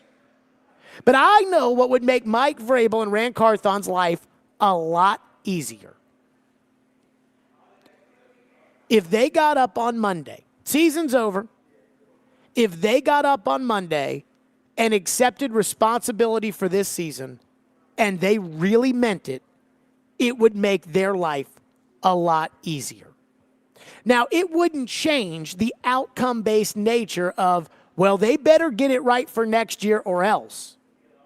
But it would take the heat off of them, at least temporarily. It would make Titans fans feel better about their team and the future for their team, because instead of just hoping and praying and giving them the benefit of the doubt, the Titans fans would be able to say, okay, these two guys screwed up this offseason, which they did, but at least they recognize it and they're going to learn from their mistakes. When Mike Vrabel gets up at the podium after they lose and says, got to coach better, got to play better, or we all have to be better and it starts with me, it feels insincere. When Rand Carthon doesn't speak, regardless of whether or not he has an arrangement with Mike Vrabel, that Mike Vrabel talks during the season and that Rand Carthon only talks after the season, during the offseason, during the GM season, it looks avoidant. It looks like Mike Vrabel doesn't really mean that he's got to coach better. He's just saying it to say it. Did I check the box and I blame myself? Okay, all right. And it looks like Rand Carthon doesn't want to talk about the Kevin Byard trade, not that he has agreed not to do it. So with all of these different little instances, Andre Dillard, they screwed up. And it's okay to admit it. And it's okay to show your work. We were all in the 6th grade at one point. We all took math. Remember? Show your work. How did you get there? Explain to me how you got to Andre Dillard. Explain it to me. And it's okay to say that you screwed up, because guess what? We already know that you did. But what's incredibly likely, it feels like, when it comes to the Titans, is it feels like when it comes to Andre Dillard, they're going to get up there on Monday. And I say they, I mean Vrabel. I don't think Rand Carthon's going to speak, even though he probably should. And they're going to cross their arms and they're going to say, well, we had to do what's in the best interest of the team and we're working forward and we're excited about blah, blah, blah, blah, blah. Just avoidant and not accepting of reality, which is they screwed up. I was talking today to somebody, and I said, why can some people just not admit they screwed up? I didn't use the word screwed. I use a much more vulgar word. But why can't people just admit it? The easiest way to admit a mistake or to move past something is to say, yeah, I blew that. I blew that, and I have to do better. It doesn't make it 100% right. It doesn't make people forget that those things happened, but it at least addresses it. So show your work on how you got to Andre Dillard and where you felt like you made a mistake with Andre Dillard. You drafted Peter Skoronski at 11, ahead of receivers, ahead of more valuable positions, ahead of your quarterback. It's okay to explain why. And it's okay to admit that he hasn't met expectations as what should be a plug-and-play player. They did not do that with Skoronski when they drafted him. They drafted him. First question, all the draft gurus say, well, he might be a guard instead of a tackle. First question, where are you going to play him? We're going to play him at offensive line. We're going to give him a chance everywhere, and then we'll go from there. And then they didn't. So why does everything have to be a secret then? And you expect me to believe you now? Doesn't work like that.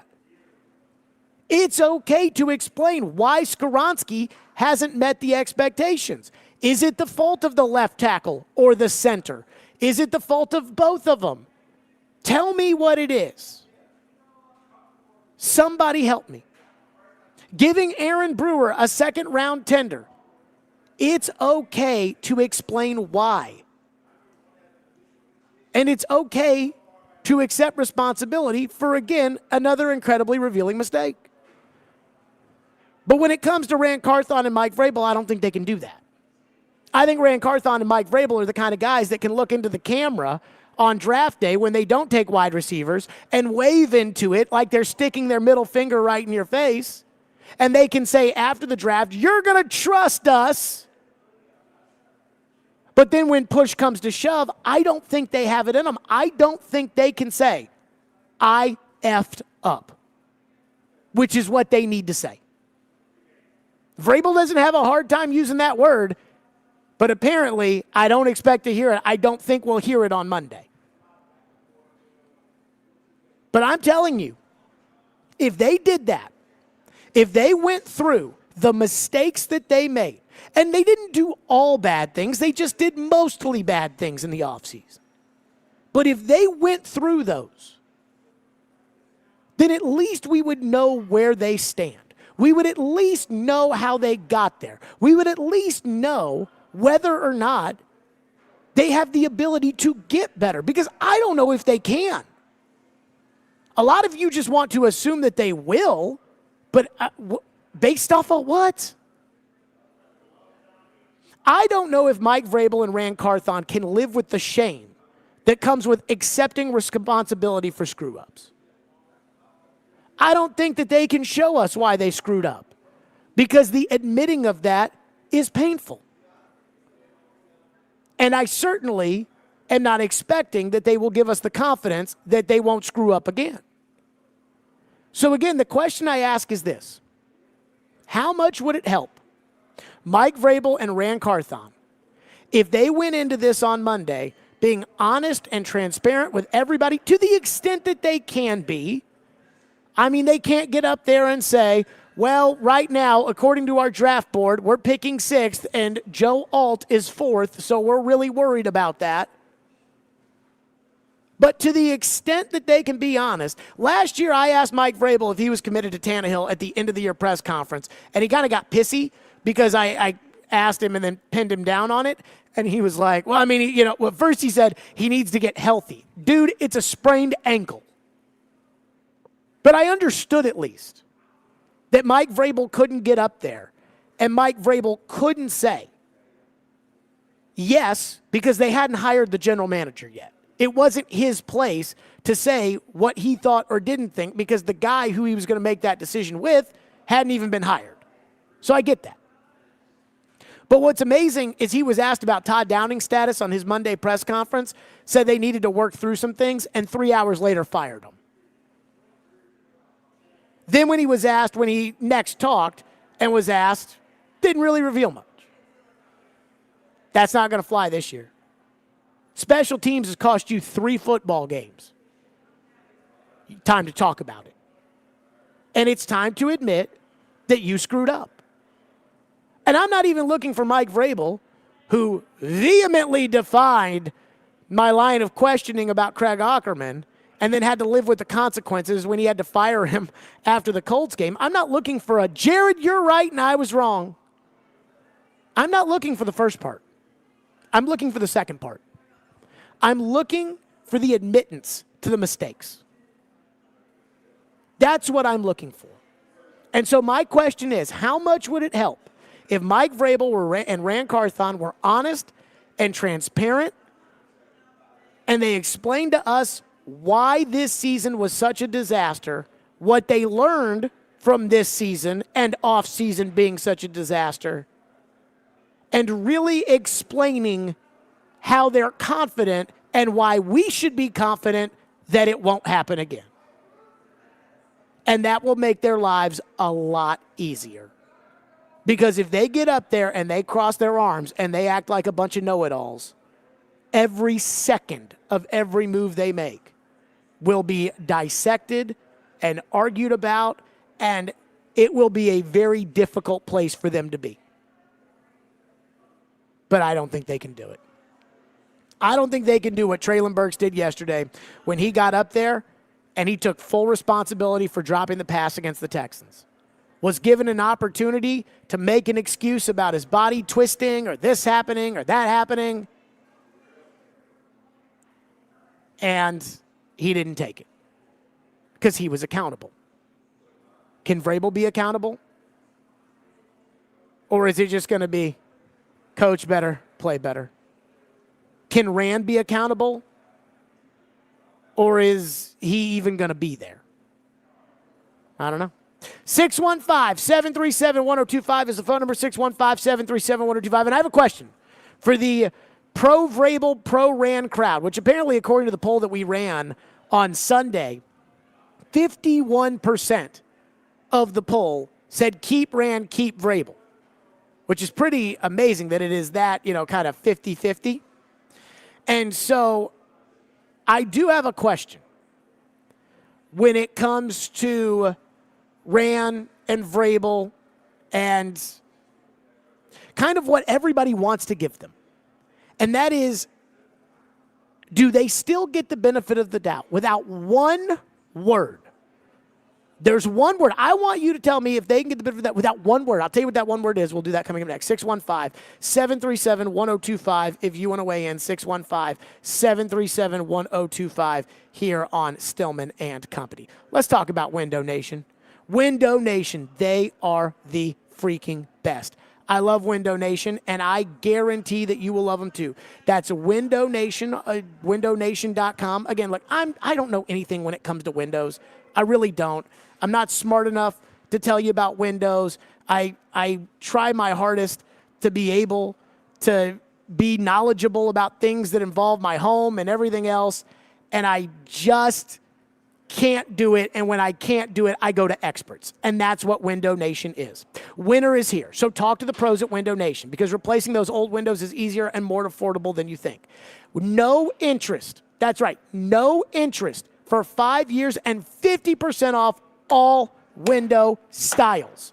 Again, don't listen to Jared Stillman tell you about windows, because I don't know anything about windows. But listen to me tell you about the pros that do know windows that are going to give you 50% off and are going to give you no interest for 5 years. And that's Window Nation. And again, you're not only adding value to your home when you get new windows with their design experts and everything else, but you're saving money on energy costs. This is a win, win, win, win. Win on the interest, win on the 50% off, win on what it does to your home, win on your energy costs. And it'll look better too. Don't wait. Simply call 866-90-NATION or visit windownation.com. Again, that's Window Nation, the experts, windownation.com.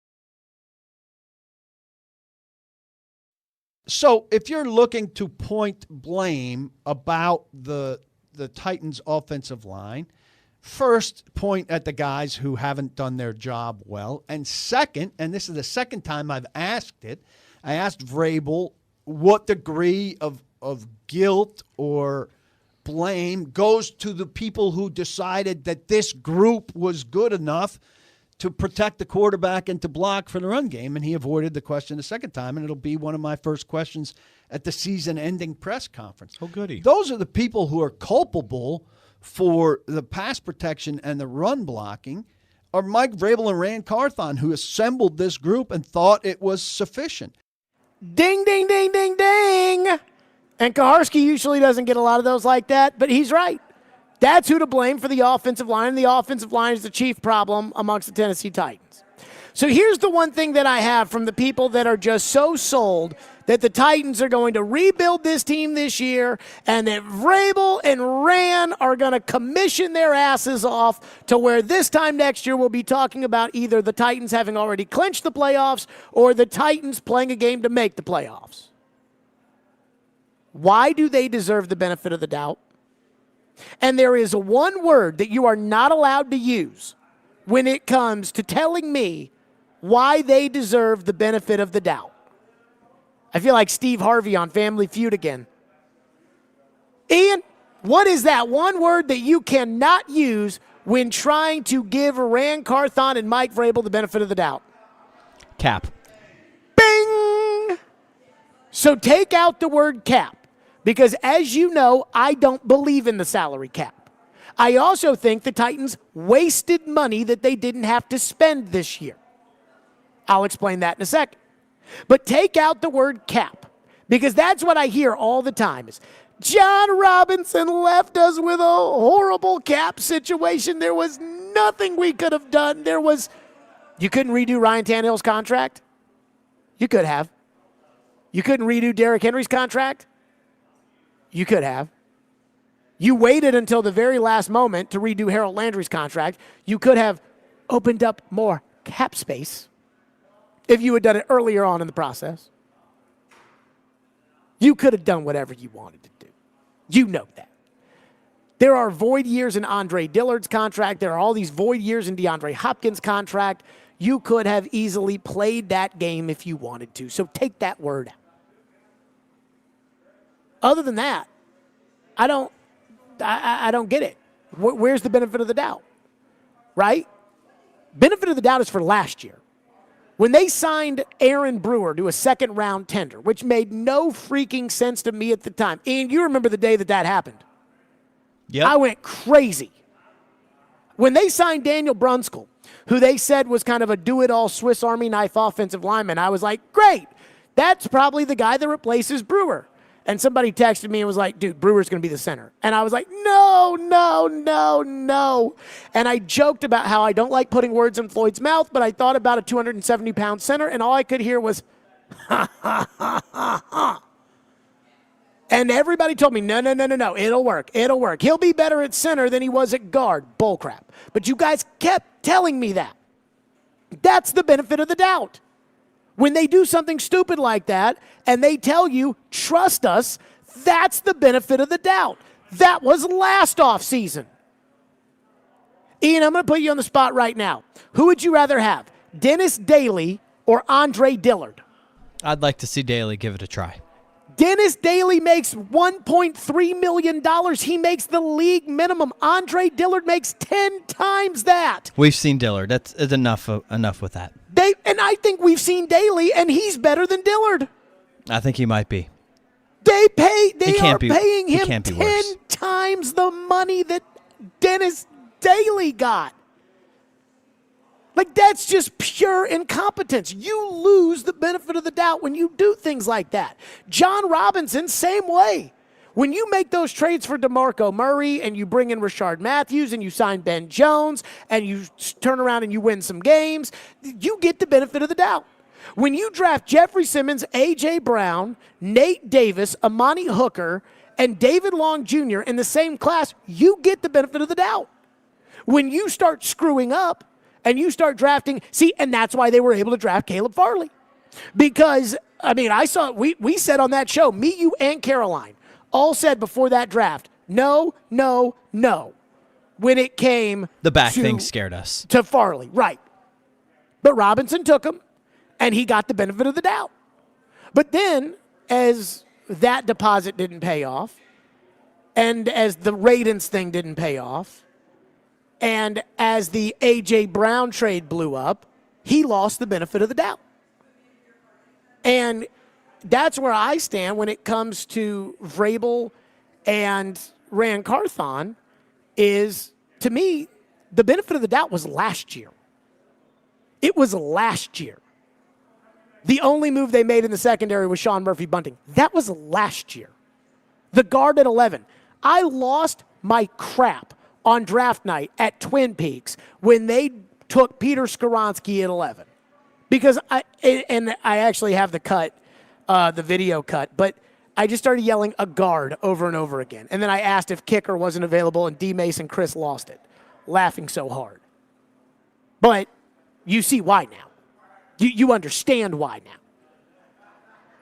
That was last year. That was the benefit of the doubt then. Oh, no. Just trust us. We'll take the tackle. We'll move him to guard. Just trust us. Vrabel, with his offensive line coach that has no NFL experience, that had the best interview he's ever heard in his entire life. That was last year. That was the benefit of the doubt then. You don't get the benefit of the doubt now. I don't understand it. Even with Carthon only having the 1 year? No. You don't get the benefit of the doubt is when you haven't done anything before, you do something risky, and it is just trust me, it'll work. Bank some stuff. Right. Yeah. Like Barry Trotz, for instance, firing Matt Duchene and signing Ryan O'Reilly. And there were a lot of people that were like, well, Matt Duchene scores a bunch of goals and Ryan O'Reilly's getting older, and I don't know if I like this. And then all of a sudden you see Ryan O'Reilly play, and it's like, got it. Benefit of the doubt right there. Because Barry had a plan and was new, and okay, let's see if it works. And it has. That's the benefit of the doubt. That's what you get out of that. Like, that's, and I don't understand why we're giving them the benefit of the doubt going forward when everything they did last year was benefit of the doubt, and for the most part, they completely blew it. The only thing that they came through on was the waiting on Hopkins and playing that game and not jumping up and giving up too much money. That right there was a solid play. And if you want to go with Azeez Al-Shaair, I don't like Azeez very much. Maybe it's because I'm comparing him to David Long. I don't know. But if you want to have him, you can have him, and I'll stop bitching about that because he's so far down on my list it doesn't matter. I don't think he's very good anyways, but it is what it is. Texter says the owner has to let them spend the money. Again, Dennis Daly or Andre Dillard? Daly. Daly makes 10 times less than Dillard. Do you know how many players you can get for $10 million? Like how many, again, not great players, but how many players you can get for $10 million? That is like 10 Nick Westbrook-Akines, 10 Chris Moores. You can get run-of-the-mill, average, below-average starting type players.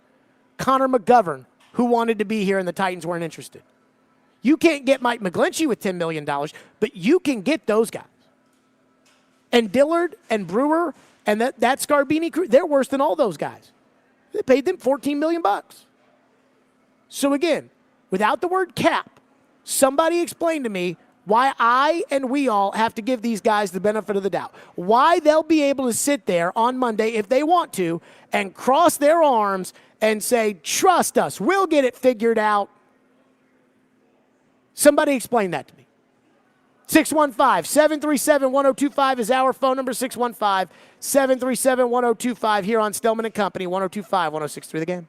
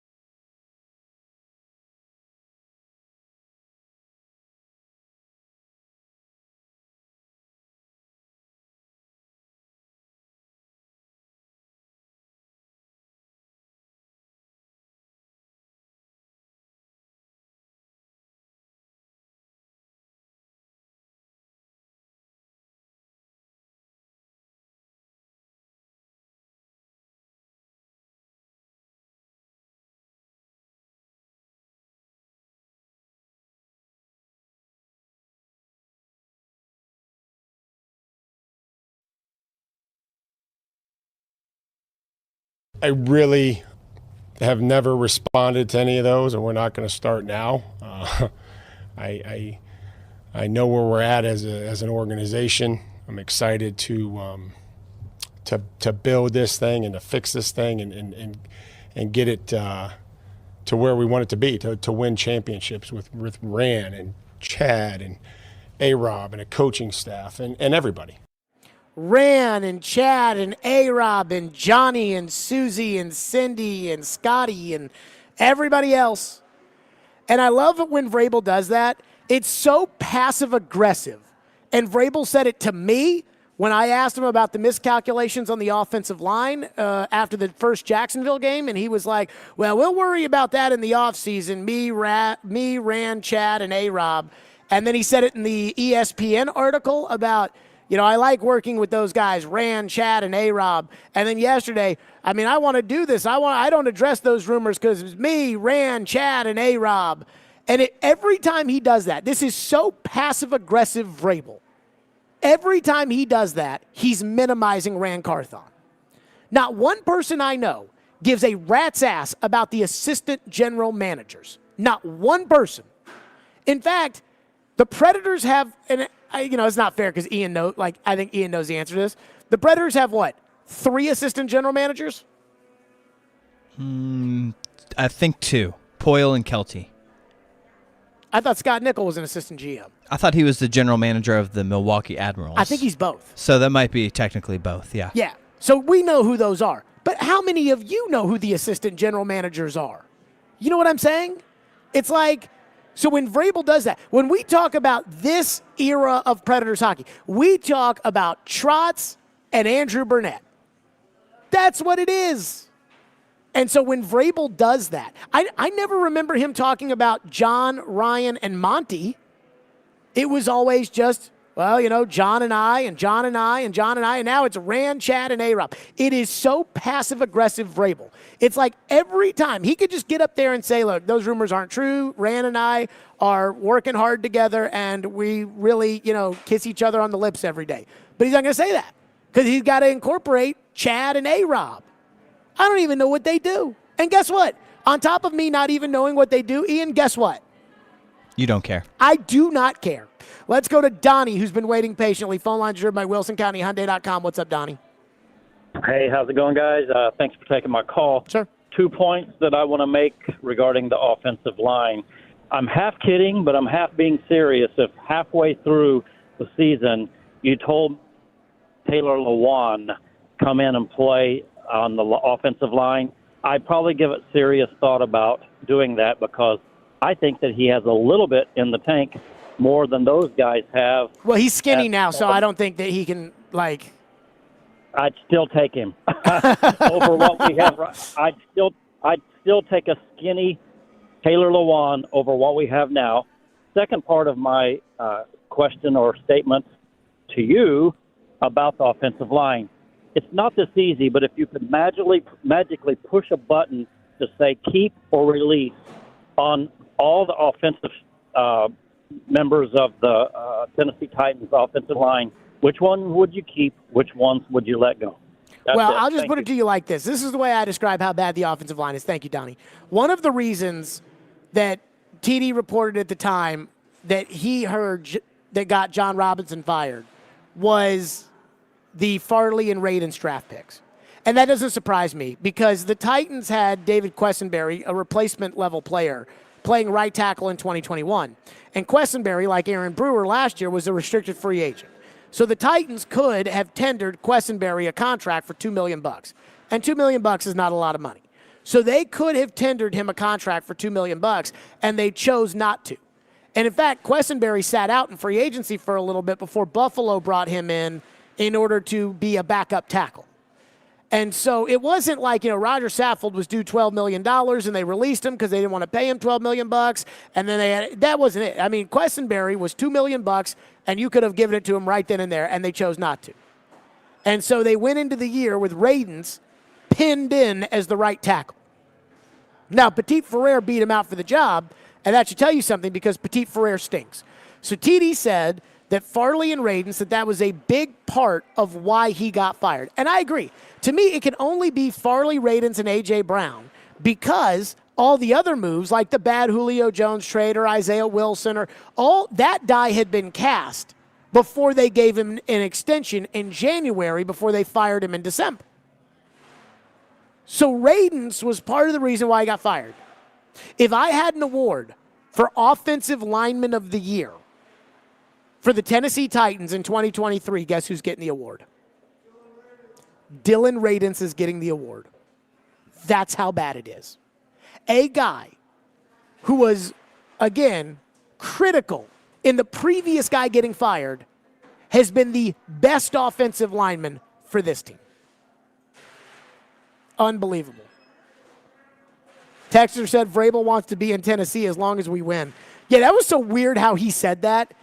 As long as we win, as long as we can do this, is what he said. It's like, wait a minute, what happened to front running? But I don't think that's what he meant. I think he meant like, nah, I want to be here as long as we get the opportunity to go out there on a Sunday and try to win the game. And maybe I'm simplifying it for Vrabel or whatever it may be. Unbelievable. One texter into the text line says, these Taylor Lewan man crush boys kill me. He was awful the last 2 years. Whoa, whoa, whoa, whoa, whoa, whoa, whoa, whoa, whoa. I am not a Taylor Lewan guy. And I'm pretty sure Taylor Lewan is not a Jared Stillman guy. In fact, the last kind of, anything that I had with Taylor Lewan was him on his podcast pretending that he didn't know who I was, even though he had been following me on Twitter, which is kind of hard for me to envision him putting, oh, I don't know who that is. You follow him on Twitter. Oh, got it. So I'm not a Taylor Lewan guy, and I assume Taylor Lewan's not a me guy. Taylor Lewan. Now, I wouldn't have signed Taylor Lewan back either because Taylor Lewan doesn't play in these games, and what good do you do me if you can't play? But Taylor Lewan was 10 trillion times better.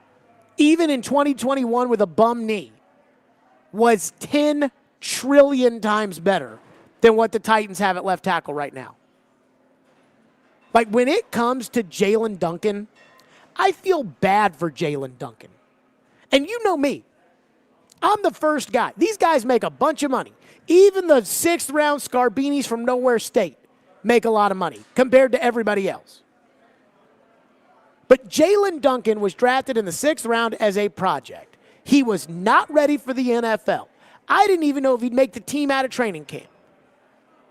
They never should have put him in the position they put him in. That is unfair to him. You know me. I'm the first guy to say, this guy sucks. This guy needs to go down to Milwaukee. This guy should be on the practice squad. This guy's making too much money. You know I'm the first guy to say those things and truly mean it. I mean, I can't get over the fact that Skoronski isn't very good. But Skoronski was supposed to be good. Duncan was not. And they put Jalen Duncan out there, and they let him get his ass beat week after week after week after week. That's not fair to that kid. By the way, I saw this, Ian, yesterday. Quentin Nelson got named to his 6th straight Pro Bowl to start his career. 6 straight. Hasn't led to a lot of winning, though. That it hasn't, which is another reason why guard is not a premium position. Yep. Even, Quentin Nelson, one of the best guards, hasn't really helped them to win. But what the old man say, if you're going to take a guard, at least he has to go to the Pro Bowl. Go to the Pro Bowl every year and right to the Hall of Fame. And Quentin Nelson's done that. And Skoronski stinks. I don't know. You think Nelson will go to the Hall of Fame? I wonder about that. But he is making the Pro Bowls. I think Quentin Nelson goes to the Hall of Fame. I mean, he's probably going to end up playing 9 years in the NFL and go to 9 Pro Bowls. I mean, that's probably enough to get you in the Hall of Fame if I had to guess. Texter into the text line says, I saw Taylor Lewan at a Blink-182 concert, and the first thing I thought was, dude, you are freaking skinny.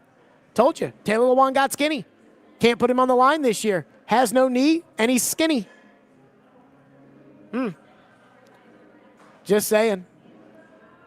One texter into the text line says, I think Vrabel will be traded for a 2nd and 3rd round pick to the Patriots before next season. I say 2nd and 3rd rounder because, like you said, they want him gone anyways. Let me just say this about Vrabel and trading. Somebody brought this up to me. apparently trading in the NFL is not what it used to be because of the rules on hiring a coach. So in order to hire a coach in the NFL, you have to wait until after the divisional round of the playoffs. Everybody has to wait. That way, you're not having coaches that are preparing for playoff games, that are interviewing for jobs while they're trying to get ready for playoff games. Makes sense. And you have to interview 2 minority candidates. So, if the Titans and Patriots were going to work out a trade, now the Patriots might be different because they can interview Gerard Mayo and they can interview another minority candidate and know that the Titans are going to do the deal with Vrabel. But in order to do that, if the Titans then decide, they talk ahead of time, say, yeah, we're going to do a second and a third for Vrabel, and then they wait until the divisional round, and they interview Mayo, and they interview another minority candidate to, again, satisfy the Rooney Rule, which now we're just throwing the Rooney Rule right out the window. Again, not its intention. What if the Titans then decide to change their mind? And their second choice has been hired somewhere else. So it's going to be much harder in today's time to make that kind of trade. But I still wouldn't rule it out. 615-737-1025 here on the program. 615-737-1025 here on Stillman and Company. 102. Keith and Bowling Green just texted in, Ian. Skoronski was good until his appendectomy. Hey, that's an organ. That's a major surgery. How many games did Skoronski play until his appendectomy? 3 maybe? Nope. 2? Nope. 1? Yep. So 1 game against the Saints, and we're ready to say he was Quentin Nelson before that appendectomy. It threw him off track. Please.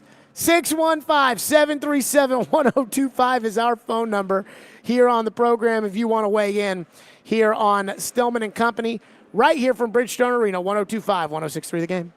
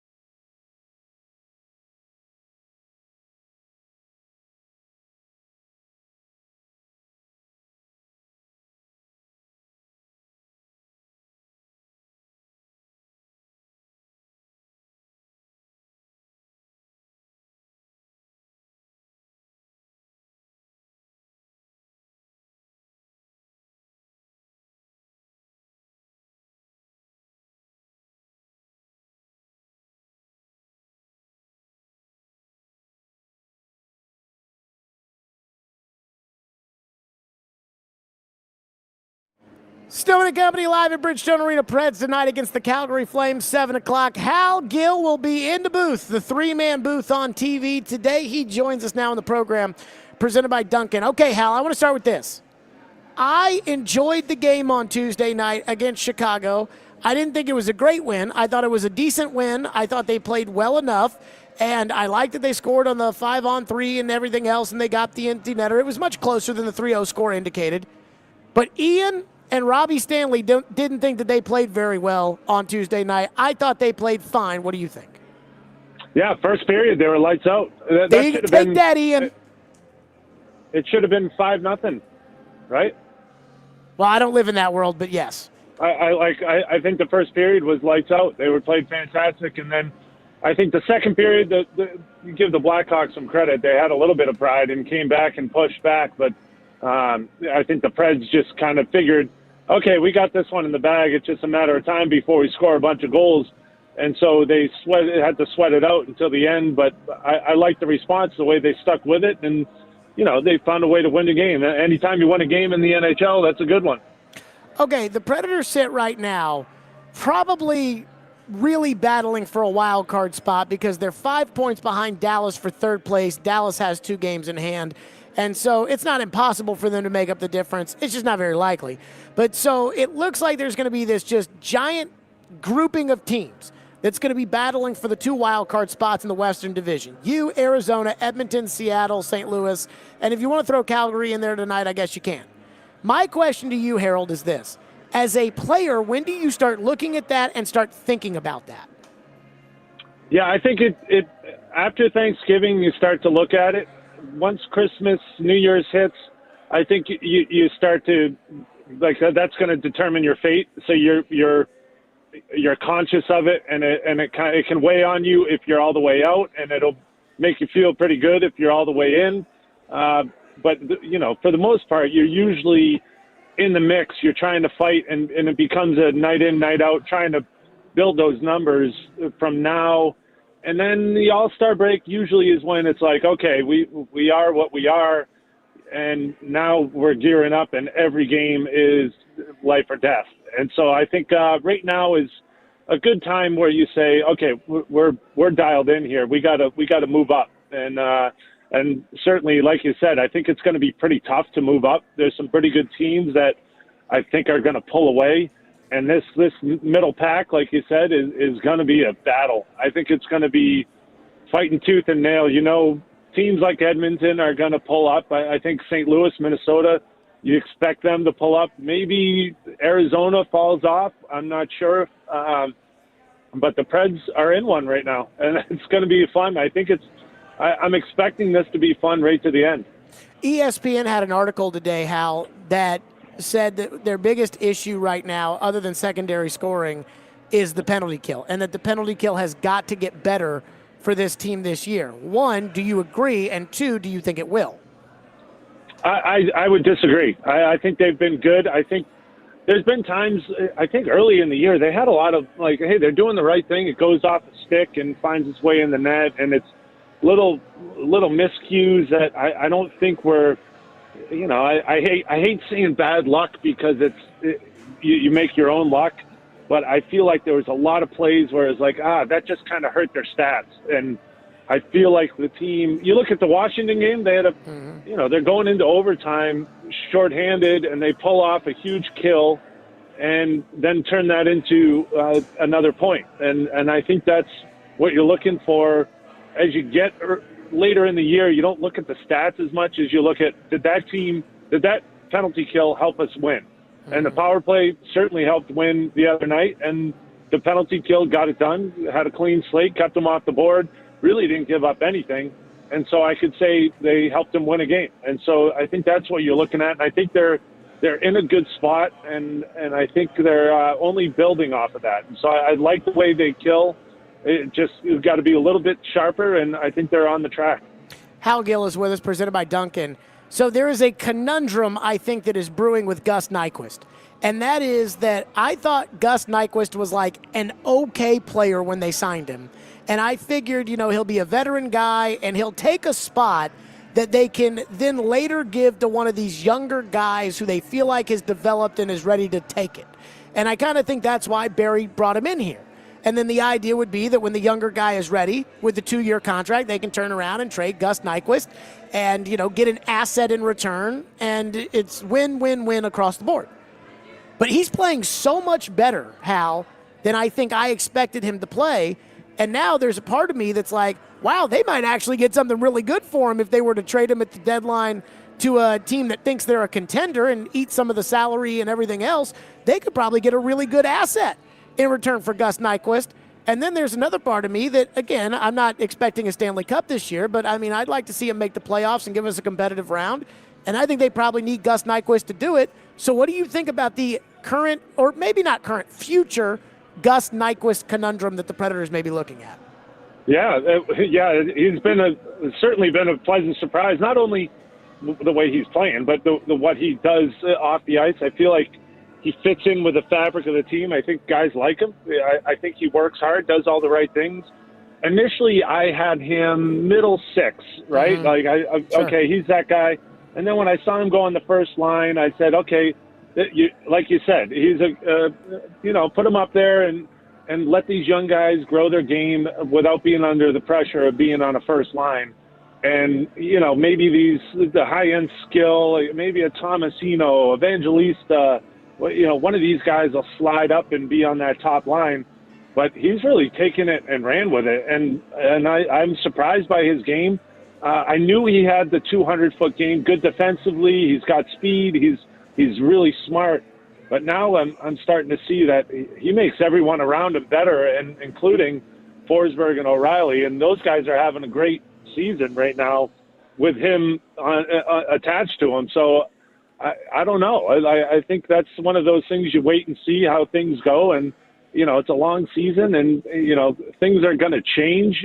But right now it looks like, why would you change that line? They're just good together and they're having success. And now you need to find a way to get everyone else to go. That's the only challenge is, okay, do you move him down to make him, be the guy that gets Tommy Novak better to get him going? I don't know. I think that's the challenge. But right now, man, he looks good on that top line. Why wouldn't you keep him there? And the power play for that matter. Hal, I have a hot take for you on this one.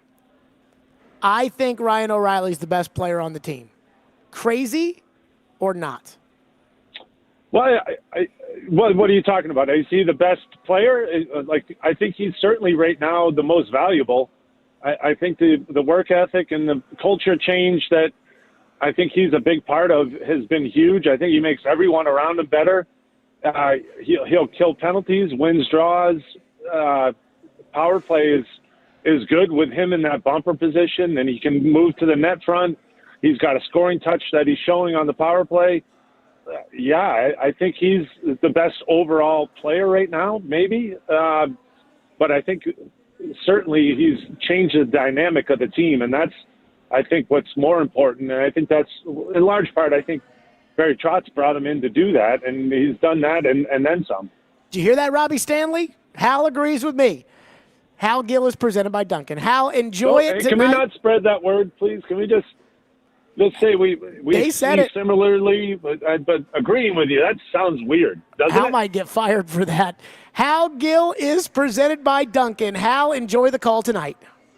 Have a good one. Yep, Hal Gill joining us as he always does. Again, presented by Duncan here on Stillman & Company. 615-737-1025 is our phone number, 615-737-1025. Everybody says Mike Vrabel safe, Mike Vrabel safe, Mike Vrabel safe. But there's one major caveat that has doomed safe Titans coaches before. We'll get to that next. Stillman & Company, 102.5, 106.3 The Game.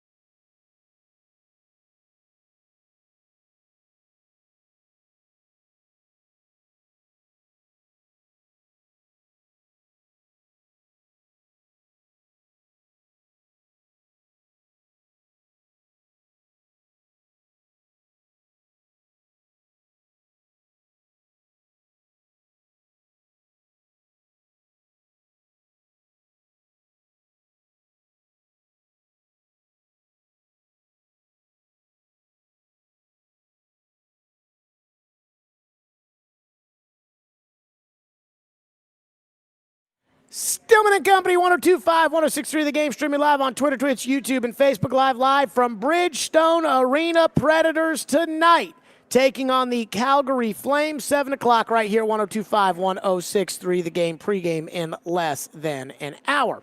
So everybody says Mike Vrabel's safe. Everybody says Mike Vrabel's not going anywhere. Everybody says, according to the national media, if Vrabel's not the coach, it'll be because Vrabel wants out. And then Vrabel himself said he doesn't want out. Was he telling the truth? Make of that what you will.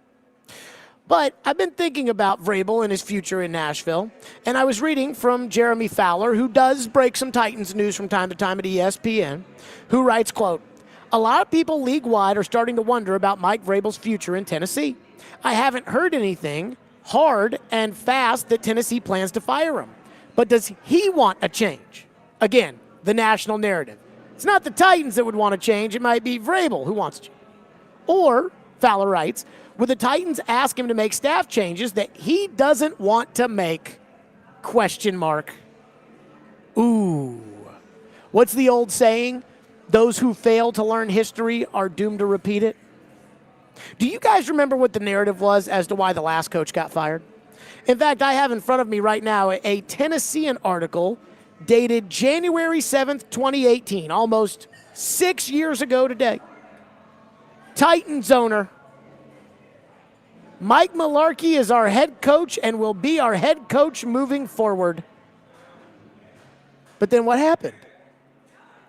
The narrative is that Mike Mularkey wouldn't fire Terry Robisky as the offensive coordinator. As Corey Curtis pointed out on our show, as all that went down, well, of course he wasn't going to fire him. If you want to push a coach out, the way to do it is to make him make staff changes that he doesn't want to make. And they knew with Mularkey this was going to be a very hot-button item because Mike Mularkey felt like he got screwed in Buffalo when he was stuck with Greg Williams' defensive coaching staff and, as he said, didn't coach like they wanted to be there. So they knew that was the button to push. And I also don't think it was as black and white as fire Robisky or you lose your job. But that's the narrative. Then I've got in front of me a Pro Football Talk article from December 30th of 2012. Quote, Mike Munchak's job appears safe in Tennessee. Pro Football Talk wrote, the Titans are 5-10, and on two different occasions this season, owner Bud Adams has publicly lashed out about the state of his team following blowout losses. That wouldn't seem to be a recipe for job security for head coach Mike Munchak. Remember, the Titans even announced in 2013 Munchak was going to keep his job. And then guess what? They wanted him to basically fire the entire staff, and Munchak wasn't going to do it. So in each case, the Titans had a head coach that was on thin-ish ice, although why Mularkey was on thin ice is a whole different bag of worms, and we'll stay away from that. But they had a head coach who was on thin ice, and it came down to staff changes, and that coach wouldn't make them. Now, Mike Vrabel has made coaching staff changes in the past. Last year, and I've said this, when Diana Russini came out and said that she was surprised they fired Todd Downing, I took that to mean that Vrabel told her that he didn't want to fire Todd Downing and that it was dictated to him that he was going to fire Todd Downing, and Vrabel really didn't have a leg to stand on after Todd Downing got that DUI. But he fired Downing, Keith Carter, and the secondary coach. Well, he replaced him, and the secondary's still bad. And the offensive line's still bad. I think Tim Kelly's doing an okay job. I don't think he's doing a great job. I don't think he's doing a bad job. I think he's doing an okay job. But then that takes us to mandated coaching staff changes. Mandated coaching staff changes happen when a coach is on the hot seat. It is the owner saying, you hired this bozo offensive line coach, and I want a new one. And will Vrabel, after having changed his offensive line coach, after having changed his quarterback coach, after having changed his offensive coordinator last year, will Vrabel make changes again this year?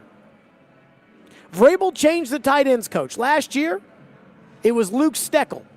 This year, it's Tony Dews. Vrabel changed the running backs coach. Last year, it was Tony Dews. This year, it's Justin Outman. Vrabel changed the quarterbacks coach. Last year it was Pat O'Hara. This year it's Charles London. Changed a lot of coaches. Is he going to be willing to do it again? And then when it comes to changing the coaches, the question is, to whom? Is he going to be willing to hire guys that he doesn't know? Is he going to be willing to go outside of his comfort zone? Is he going to be willing, instead of in the past where they brought Jim Schwartz in as a consultant, to bring a Jim Schwartz type in to replace a buddy? Now, I don't know the answer to those questions. What about Shane Bowen? The defensive side of the ball has stunk this year, and you know that as well as I do. Now, they don't give up a ton of points, which is a way for them to sit there and say, well, we only gave up 20 points in this game. But the problem is they don't get a lot of stops in the second half, and the other team just goes out, runs football right up the middle every time, whatever they want to do, just does it over and over and over and over again. And at some point, we have to remember that Shane Bowen was in charge of the defense when they were terrible in 2020, and then Jim Schwartz showed up, and now he's gone, and they're back to terrible. So what if ownership goes to Vrabel and says, we want a new defensive coordinator? Is Vrabel going to be willing to do that? What if ownership says, we want a new defensive coordinator, and we want it to be this guy or that guy, or, again, somebody who's not a Vrabel guy? And that's Vrabel's defense. And so when it comes to Vrabel and the Titans, and he can say, I want to be here, and look, he was put on the spot. Nick Saban was put on the spot as head coach of the Miami Dolphins, and he was asked about the Alabama job, and he said he wasn't going to take the Alabama job. When you're put on the spot, you have to say you're committed, because how could Vrabel sit there at that press conference yesterday and say, well, I don't know, and then go in the locker room and goes, guys, this Jacksonville game's important. Couldn't do it. So, again, I don't think this is over. As much as I believe, I hear people in the media talk about it like they've talked to Amy, and Amy has said, Vrabel's coming back, no ifs, ands, or buts, and Rand Carthon's coming back, no ifs, ands, or buts, and I haven't heard that.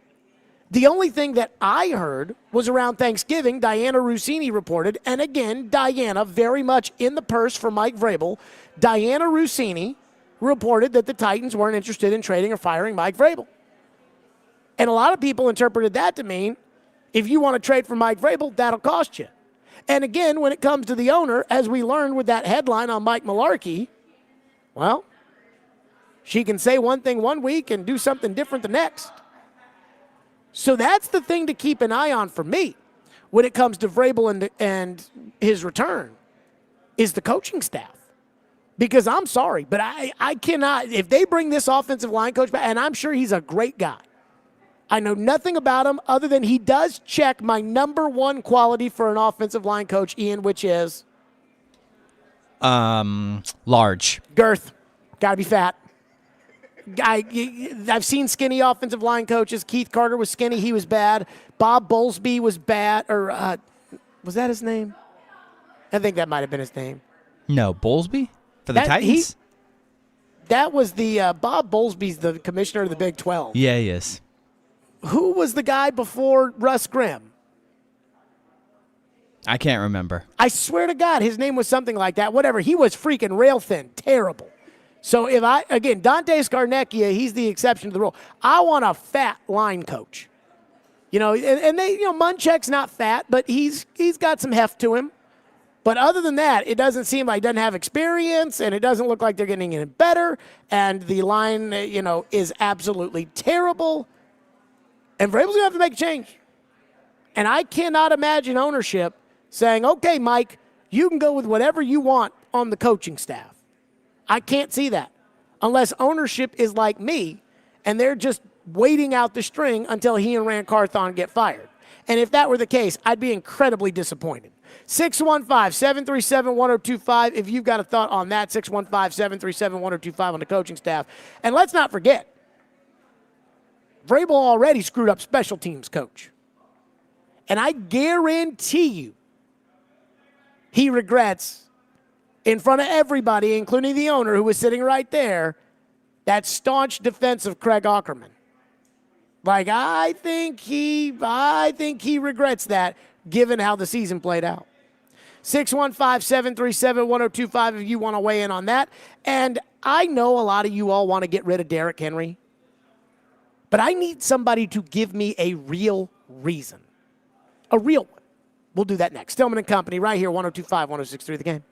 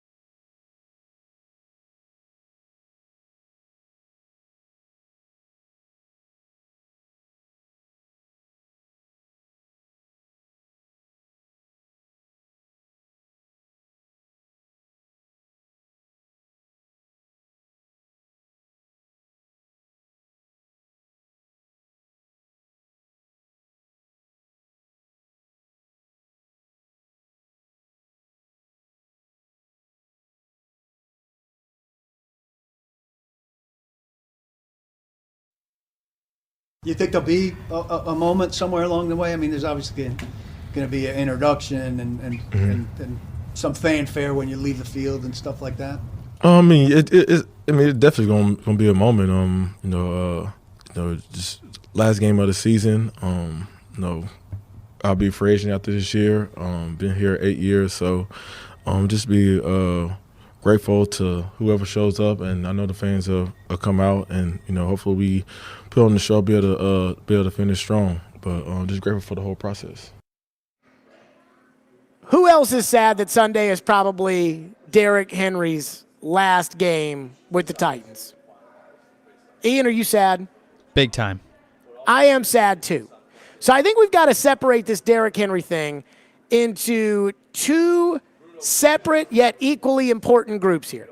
And they are not equally important. That's just what they say on Law and Order. But two separate groups here. There is the sentimental aspects of Derrick Henry, and then there is what Derrick Henry actually is for the Titans. The sentimental aspect is Derrick Henry is the greatest Tennessee Titan ever.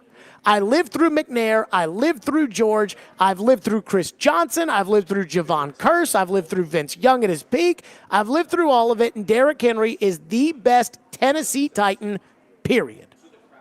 Bruce Matthews was an Oiler, and Derrick Henry was the best, period. And I actually heard Paul the other day. Paul said this to me before, and I think he's so misguided, where he's like, McNair, he gets a lot of credit because he died early, but George, it was really his team. And I'm like, odd. I forgot who won an MVP and who didn't. But that's a different discussion for a different day. If I were ranking it, it would go Henry 1, McNair 2, George 3. The Tennessee Titans don't have a lot of people that the fans can rally around that wear jerseys to their games. Tannehill's probably gone, and we understand why. And people will buy Will Levis jerseys. Now, again, they bought Mariota jerseys and they bought Jake Locker jerseys, and we'll see how that plays out. But again, Derrick Henry is really the latest true superstar the Titans have had probably within the last 10 years. It's hard to get rid of that. It's hard to give that up. It was hard enough to see the Titans without Kevin Byard, and it'll be 10 times harder to see the Titans without Derrick Henry. That's the sentimental aspect. That doesn't bother me that much. I don't care about what jerseys they sell in the pro shop. Then there's the other side of it. Yesterday, they announced the Pro Bowl rosters, and Derrick Henry is the only Pro Bowler from the Tennessee Titans. Not Danico Autry, not Harold Landry, not Jeffrey Simmons, not DeAndre Hopkins, nobody. Not Andre Dillard. Not Elijah Molden, who they were asking for Pro Bowl votes for, or Tier Tart, who they were asking for Pro Bowl votes for on Twitter, even though they were going to cut him for being lazy a couple days later. But again, Henry's the only guy. Derrick Henry is second in the AFC in rushing. Derrick Henry's run for 1,000 yards. Derrick Henry has a line in front of him that's terrible. When the NFL, the players, the coaches, everybody who votes on this, when they put Derrick Henry in the Pro Bowl, they are telling you that your terrible football team has one great player on it. And a lot of you that don't want the team to be terrible anymore want to get rid of the one great player. Derrick Henry is the focal point of everything that the Titans do. We went over this when we watched that Hard Knocks episode of the Miami Dolphins after they played the Titans, and all Mike McDaniel talked about, and all Vic Fangio talked about, and all Ryan Slowick, their linebacker coach, talked about was Derrick Henry, including the 3 MFer rule, which is what the Miami Dolphins had. Anytime Henry touches the ball, according to Ryan Slowick, the defensive coordinator, 3 MFers need to be around Derrick Henry as soon as he touches it. Guess what? That's 3 guys that are not focused on Will Levis. 3 guys that are not worried about DeAndre Hopkins. 3 guys that will not be paying attention to the wide receiver that you draft in the first or second round this upcoming year. You get rid of Derrick Henry, you get rid of that. So I need, if you're going to get rid of the only good player that you have, the only Pro Bowl player, the NFL has told you you have one great player, and you want to get rid of him, I'm going to need a better reason than, well, he's old. Because guess what? Guys get older, and that doesn't mean that some guys can't play into their 30s like Frank Gore did. And right now, Derrick Henry, with no offensive line in front of him, is still a very, very, very productive player Who's to say he can't do that going into his 30s? He talked last week about the changes that he made in his diet. We know how Derek takes care of himself. Derrick Henry today said, yeah, I don't really go outside the house very much. It's almost like Derrick Henry goes home and gets into his isolation chamber and just lets his body heal up before he gets ready to carry the ball 38 times again. And another thing about Derrick Henry coming back next season is that Derrick Henry hasn't gotten the carries this year that he normally gets because the team sucks so bad that they're losing some of these games, and he's just not carrying the ball 25 times, 30 times a game. And then there's this, the leadership element of the Titans. I'm with you guys. I one day want the Titans to not suck anymore. I also want the Titans at some point in my life to compete for a Super Bowl. That is not likely to happen next year. But they've got to grow and develop these young players. They're going to take a couple of young players this year in the draft. We have to hope that Peter Skoronski actually ends up being good, though we don't know that Peter Skoronski is going to be any good or not. We have to hope. They absolutely, positively, if they want to keep their jobs, have to hope that Will Levis is their quarterback. Well, guess what? Who are your leaders? Who are your leaders on this football team? DeAndre Hopkins, hold on, I got to get my hair cut as I spend time here at work. Tannehill's gone. Your offensive line, Ben Jones, is already gone. Where are your leaders? Chig? That's why you need Derrick Henry. And so the only arguments that I hear for Derrick Henry are, well, he's old. Okay. So don't pay him like you paid him in his prime. You don't need to pay him $15 million. You can pay him 10. You can pay him 9. Well, you can't win with a running back. All right, you want to leave Will Levis out there by himself? Good luck. And what's the other reason? Somebody give me another reason. He makes too much money. You're the ones that brag about $100 million in cap space, even though the cap's fake. So if you want to get rid of Derrick Henry, you got to give me a good reason. Money's not a good reason because there's so much more Derrick Henry gives you that, say, some veteran running back that'll be on the market, probably from San Francisco, that's not McCaffrey. Derrick Henry gives you more than that. Derrick Henry gives you more. Ian, do you remember a Patriots running back by the name of Antoine Smith? I do, actually, yeah. So Antoine Smith was the Patriots running back when they started their dynasty. It was him, and then on third down, they'd bring Kevin Falk into the game, and then after they'd bring Kevin Falk in, they'd bring Antoine Smith back in, they'd hand him the football. And the reason I bring him up is because when Eddie George got released, and Derrick made the Pro Bowl, Eddie's Pro Bowl days and all that was way behind him. Derrick is much further ahead, is much more productive at this point than Eddie was when it was time to break up there. But when Eddie George ended up getting released, the Titans needed a second back to go with Chris Brown, which is what they would need to go with Tajay Spears if Derrick Henry doesn't come back. And they went with Antoine Smith. So whoever the Antoine Smith of the NFL is right now, a veteran running back who's on an expiring deal, who will be a free agent, Dalvin Cook, that kind of player. He doesn't give you what Derrick Henry gives. He's not in the Pro Bowl, is he? And that does mean something. The Pro Bowl games are useless, I agree. And by the time that we get to, take the Super Bowl's team's players out of it, and, this guy's got a broken toenail, and this guy's got a migraine, and this guy's got a Band-Aid, so he's out. Once we get to that, it doesn't matter that you made the Pro Bowl games or not. But this, where we sit today, this matters. Like, this is a real thing, like being named to the Pro Bowl. There's only 3 running backs in each conference that go, and you got one of them. This is the all-star team, and you've got one of them. And for some reason, you guys want to get rid of them. And you think that'll help you not be terrible anymore. 615-737-1025. We're back to your phones. Let's talk about White Bison. That's right. It was right around 12 South. Went over to White Bison yesterday. I freaking love White Bison, your local coffee shop. Stay swarm and cozy with their new honey-based drinks, like a cinnamon bee hive latte, an iced honey nut macchiato, and a vanilla ruabo, I think that's right, tea latte. I need to figure out what that word actually is.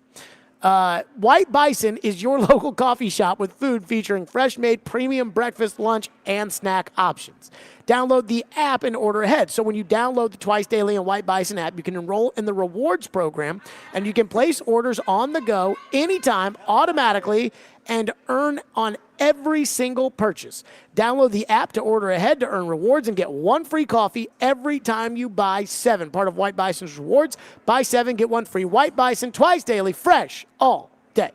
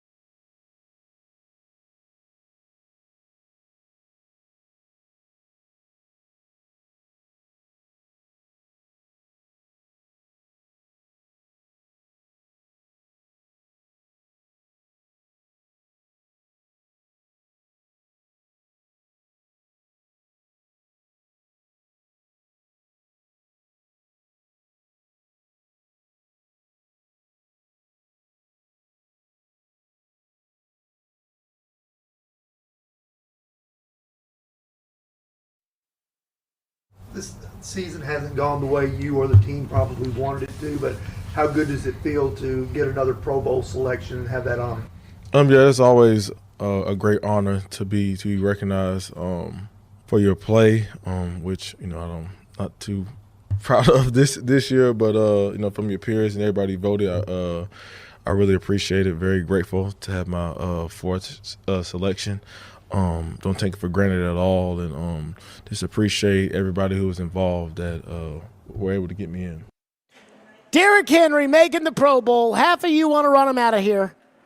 You know what I was thinking about today, Ian? You think this is going to be Derrick Henry's last game on Sunday, don't you?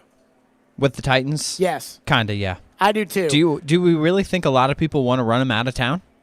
I would say it's probably 65-35 keep Derrick Henry. Okay, 65-35. If I had to guess. Because I think most people would be okay to keep Henry at the right price. Sure. And again, I don't think Derrick Henry's stupid. Like, if you came to Derrick Henry and you said $3 million, he's going to be offended by that. If you went to Derrick Henry and you said $8 million, like, I think, he's not stupid. Now, you know those people that listen to bands and then the band blows up, and every time they talk about that band, it's like, hey, I was on to them first. I was a big fan. Oh, there's a lot of that around here. Band. Oh, yeah. Oh, yeah. Big time in this city. I mean, I tell that's you, a real thing. The All-American Rejects, when I was in high school, that was my freaking band. I freaking loved the All-American Rejects, as everybody over at 102.9 knows. And I started liking them because I played a baseball video game. They were on it, and I was like, God, I freaking love this band. And then they blew up, and I was like, whoa, now. It's my band first. That's how I feel about Derrick Henry. Now, again, this is more sentimental than it is anything else. I still think Derrick Henry's a great player.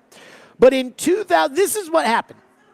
In 2016, Derrick Henry's rookie year, he was on the Titans coaches TV show.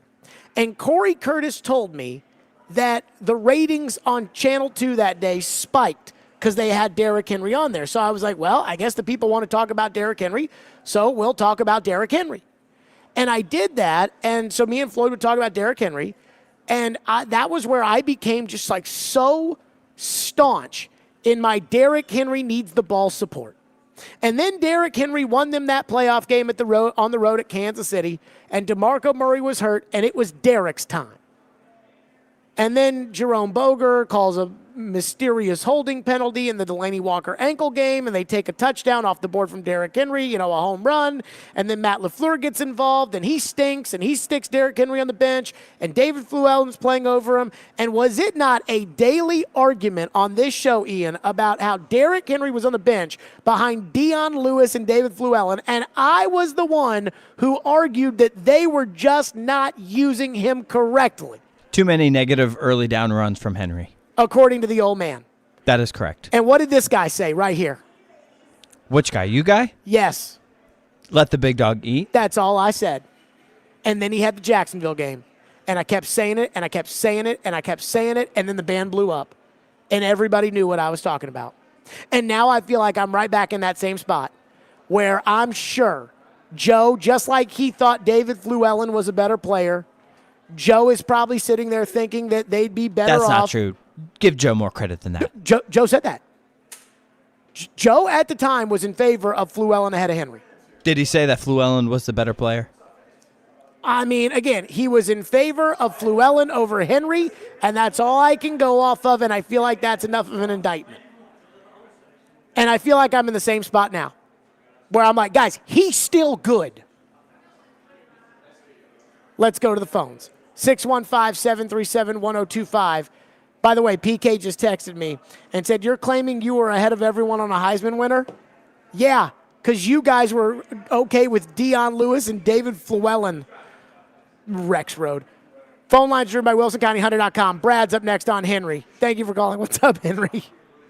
Brad, excuse me. Go ahead, Brad. Hey, yeah, I agree with you 100% on bringing Derrick back, and there's no way they're going to convince me that we're going to get comparable value in the free agency market with the money you're going to save by paying Derrick. And I'll tell you another thing, too. Without him, we will be the most irrelevant and uninteresting team in the entire NFL. But I want to switch one more on the sentimental side. So I'm going out there to the game on Sunday, and I'm going to be screaming my head off. And I hope I'm proved wrong, but I just feel like with the way the season's gone and the send-off that we'll have at Nissan, he probably deserves a lot more than what he's going to get, but I hope I'm proved wrong. I'll just hang up and listen. Yeah, I mean, the sentimental aspect I still have too. Like, it, you know, again, this is an era of Titans football that when Derrick Henry's not running the ball, it's over. But I also am trying to be fair and objective here and kind of leave the sentimental part out of it. I mean, I don't care about the irrelevant or what everybody else thinks as far as like, you know, oh, who will they put on TV? And I don't care about that either. I care about who the other team's defenses will worry about against Will Levis next year. And I think Derrick Henry being out there gives Will Levis kind of the protection that the young quarterback needs. It's a lot like Jerome Bettis at the end. And I was watching an NFL Network documentary a couple of weeks ago, and they were talking about Jerome Bettis's 2005, I believe it was, season, the year they won the Super Bowl. And in it, Jerome Bettis they were talking about how, you know, yeah, everybody thought this was kind of like a celebratory, goodbye for Bettis, and that it was more sentimental than it was. And then all of a sudden, late in the season, there was a game where Jerome Bettis reminded everybody he was still the boss. And he led that team. Now, Willie Parker was a big part of them running the football that year. But Jerome Bettis was the boss. And that's what I think Derrick Henry can be for a second-year quarterback, just like Ben Roethlisberger was then. Mark has been waiting patiently and is up next. Thank you for calling. What's up, Mark? Evening, Jared. Just wanted to echo some sentiment that I agree Derrick Henry is possibly the greatest Titan of all times, and he's given us a lot of great games and great plays. However, time is hard on all of us, and when I consider that season he was hurt, when he was possibly at his peak, and the Titans went with a running back by committee, the individuals they used, their performance in terms of yards gained, rushing yards gained, exceeded Derrick Henry's. Now, I know there's intangibles like scheming and leadership things that he gives, and I hope we could bring him back if the price is right. But I don't think we should sell the farm for him. Well, I don't think I think Derrick Henry's smart enough to know. Thank you for your call. Again, $10 million is what Andre Dillard got this year, okay? Derrick Henry knows he's not going to get $15 million as the running back of the Titans. And if he thinks he is, he's stupid. Nobody out there is going to give that to him, and I don't think he's stupid. Now, that 2021 season, I hear a lot of that. And I will argue this, that A.J. Brown was more important to that team's success than Derrick Henry. That's why A.J. makes $25 million a year.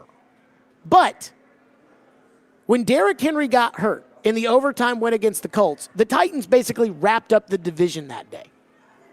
I remember like on FanDuel, I want to say they were like minus 800 to win the division after they won that overtime game, where Derrick Henry with a broken foot found a way on a fourth down to get a conversion.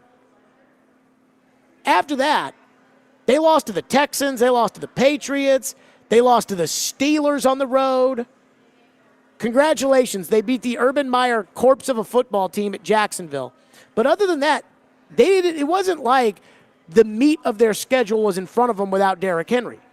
I said right then and there that when they got out there, when the Titans got out there and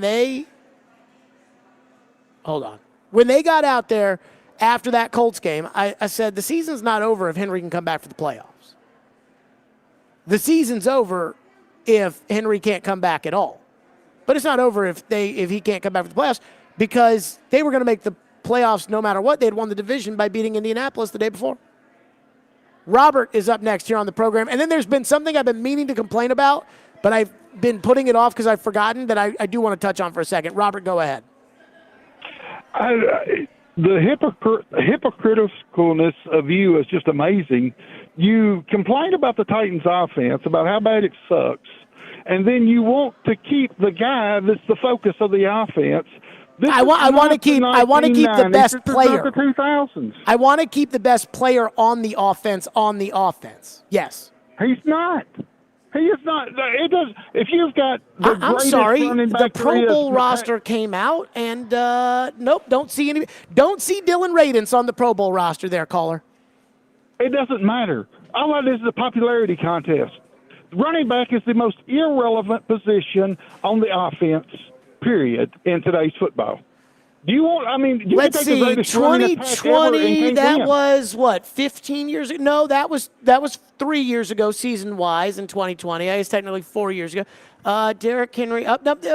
They beat Tom Brady and the Patriots, and they beat Lamar Jackson and the Ravens. And to won sit the there and Super Bowl act that like year. running back doesn't matter. Who's the best team in We the won the NFC? Super Bowl that year is what Caller, you're saying. I didn't who's even the realize best that. player? What's the best team in the NFC? The best team in the NFC? Yeah. San Francisco, of course. Who's the best player on And San they've Francisco? got a running back that's nothing like Derrick Henry. Got it. So the running back, thank you, Robert. You say a running back doesn't matter. Running backs don't matter in today's NFL. I've always said this. Over the last handful of years that the Buffalo Bills with Josh Allen, they've gotten just as far as the Titans have in the playoffs with Derrick Henry. One AFC title game, couple divisional rounds, a wild card loss. They've gotten the exact same, right? Why, when the Bills lose, do we never hear, can't win with a quarterback? Now, again, I don't think re-signing Derrick Henry would carry you to the Super Bowl. But that's also why Derrick Henry doesn't make $50 million. That's why he'd be making $8 or $9 million. All right, I said I wanted to complain about this because I forgot about this. My dad showed this to me the other day, Ian. And, in fact, I'm going to text it to you right now. So my dad showed this to me. It's the Christmas card that the Titans sent out, and it's Santa and the elves, and they've got the blueprints in front of them for a new stadium, and they're all these cartoon characters, right? Santa, which, by the way, Vrabel had some things to say about Santa the other day I didn't like. But again, Santa, the elves, and then a cartoon Amy Adams Strunk, and they're looking at the plans for the new stadium and a cartoon version of Mike Vrabel. So again, I see that. A cartoon version of Mike Vrabel, a cartoon version of Amy Adams Strunk, a cartoon chipmunk, a couple of cartoon elves, and a cartoon Santa. Anybody missing from that? Well, there's quite a few people missing, I suppose. There's no Rand Anybody that's Carthon. equally as important as Mike Vrabel in the organization missing from the Christmas card? Yeah, I don't see Rand Carthon on here. And the way Vrabel talks about it, every time he brings up Rand's name, he has to mention Anthony Brinker or Chad Brinker and Anthony Robinson. I don't see them on the Christmas card either. They should all three be on there. Unless they're the elves. Maybe that's what that is. I don't know. I'm kidding.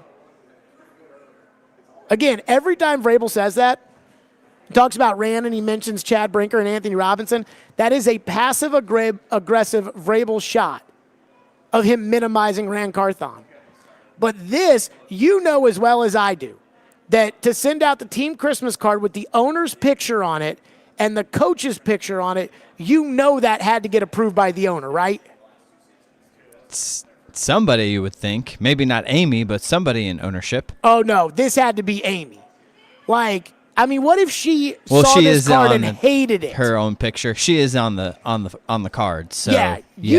She's sending out the card to all the season ticket holders. She's gonna give it the thumbs up or the thumbs down. And she gave it the thumbs up, and Rand Carthon's not on the Christmas card. Foreshadowing, perhaps. Ho, ho, ho. Somebody got coal in their stockings. Rand, Chad, Anthony Robinson, since we have to mention them all together. They're like the Bee Gees, I guess. They're like they're the group together.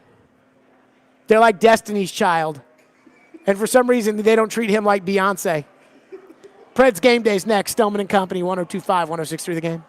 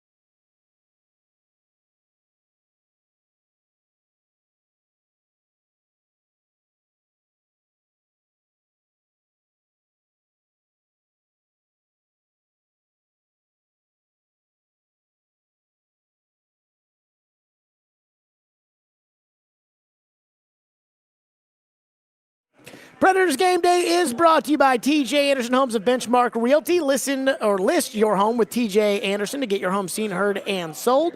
TJ is my agent. In fact, I need to go ahead and call TJ probably at some point tomorrow. Big TJ Anderson guy over here. The Calgary Flames tonight take on the Predators. Calgary comes in 7 o'clock right here on 102.5, 106.3 The Game. Bally Sports will have the game as usual. Calgary 16, 16, and 5, good for 37 points. The Predators 21, 16, and 1, good for 43 points. Boy, Calgary used to be really, really good, and I don't think they've ever really gotten that back since Tkachuk left. But the Predators are still led by Philip Forsberg with 18 points, and they beat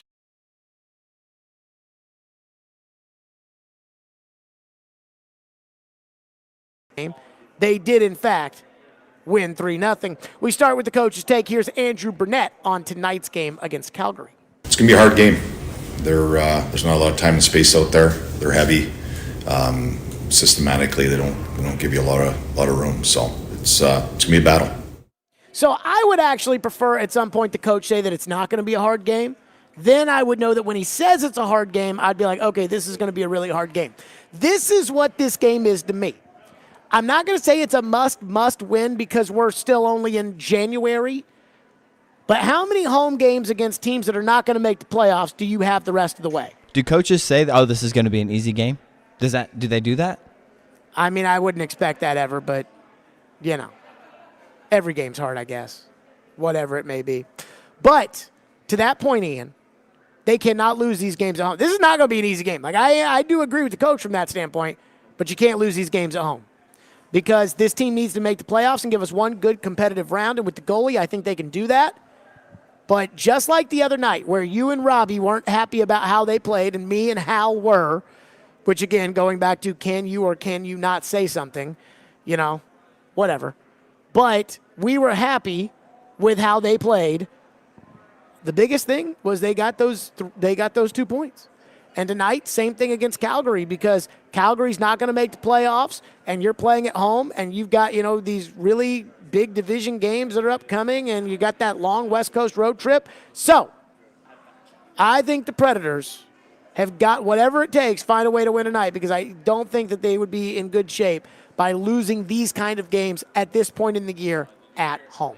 Max will get you set with the pregame show. That's coming up next. Stillman and Company. We'll see you all for a Fireball Hot Take Friday tomorrow at 2.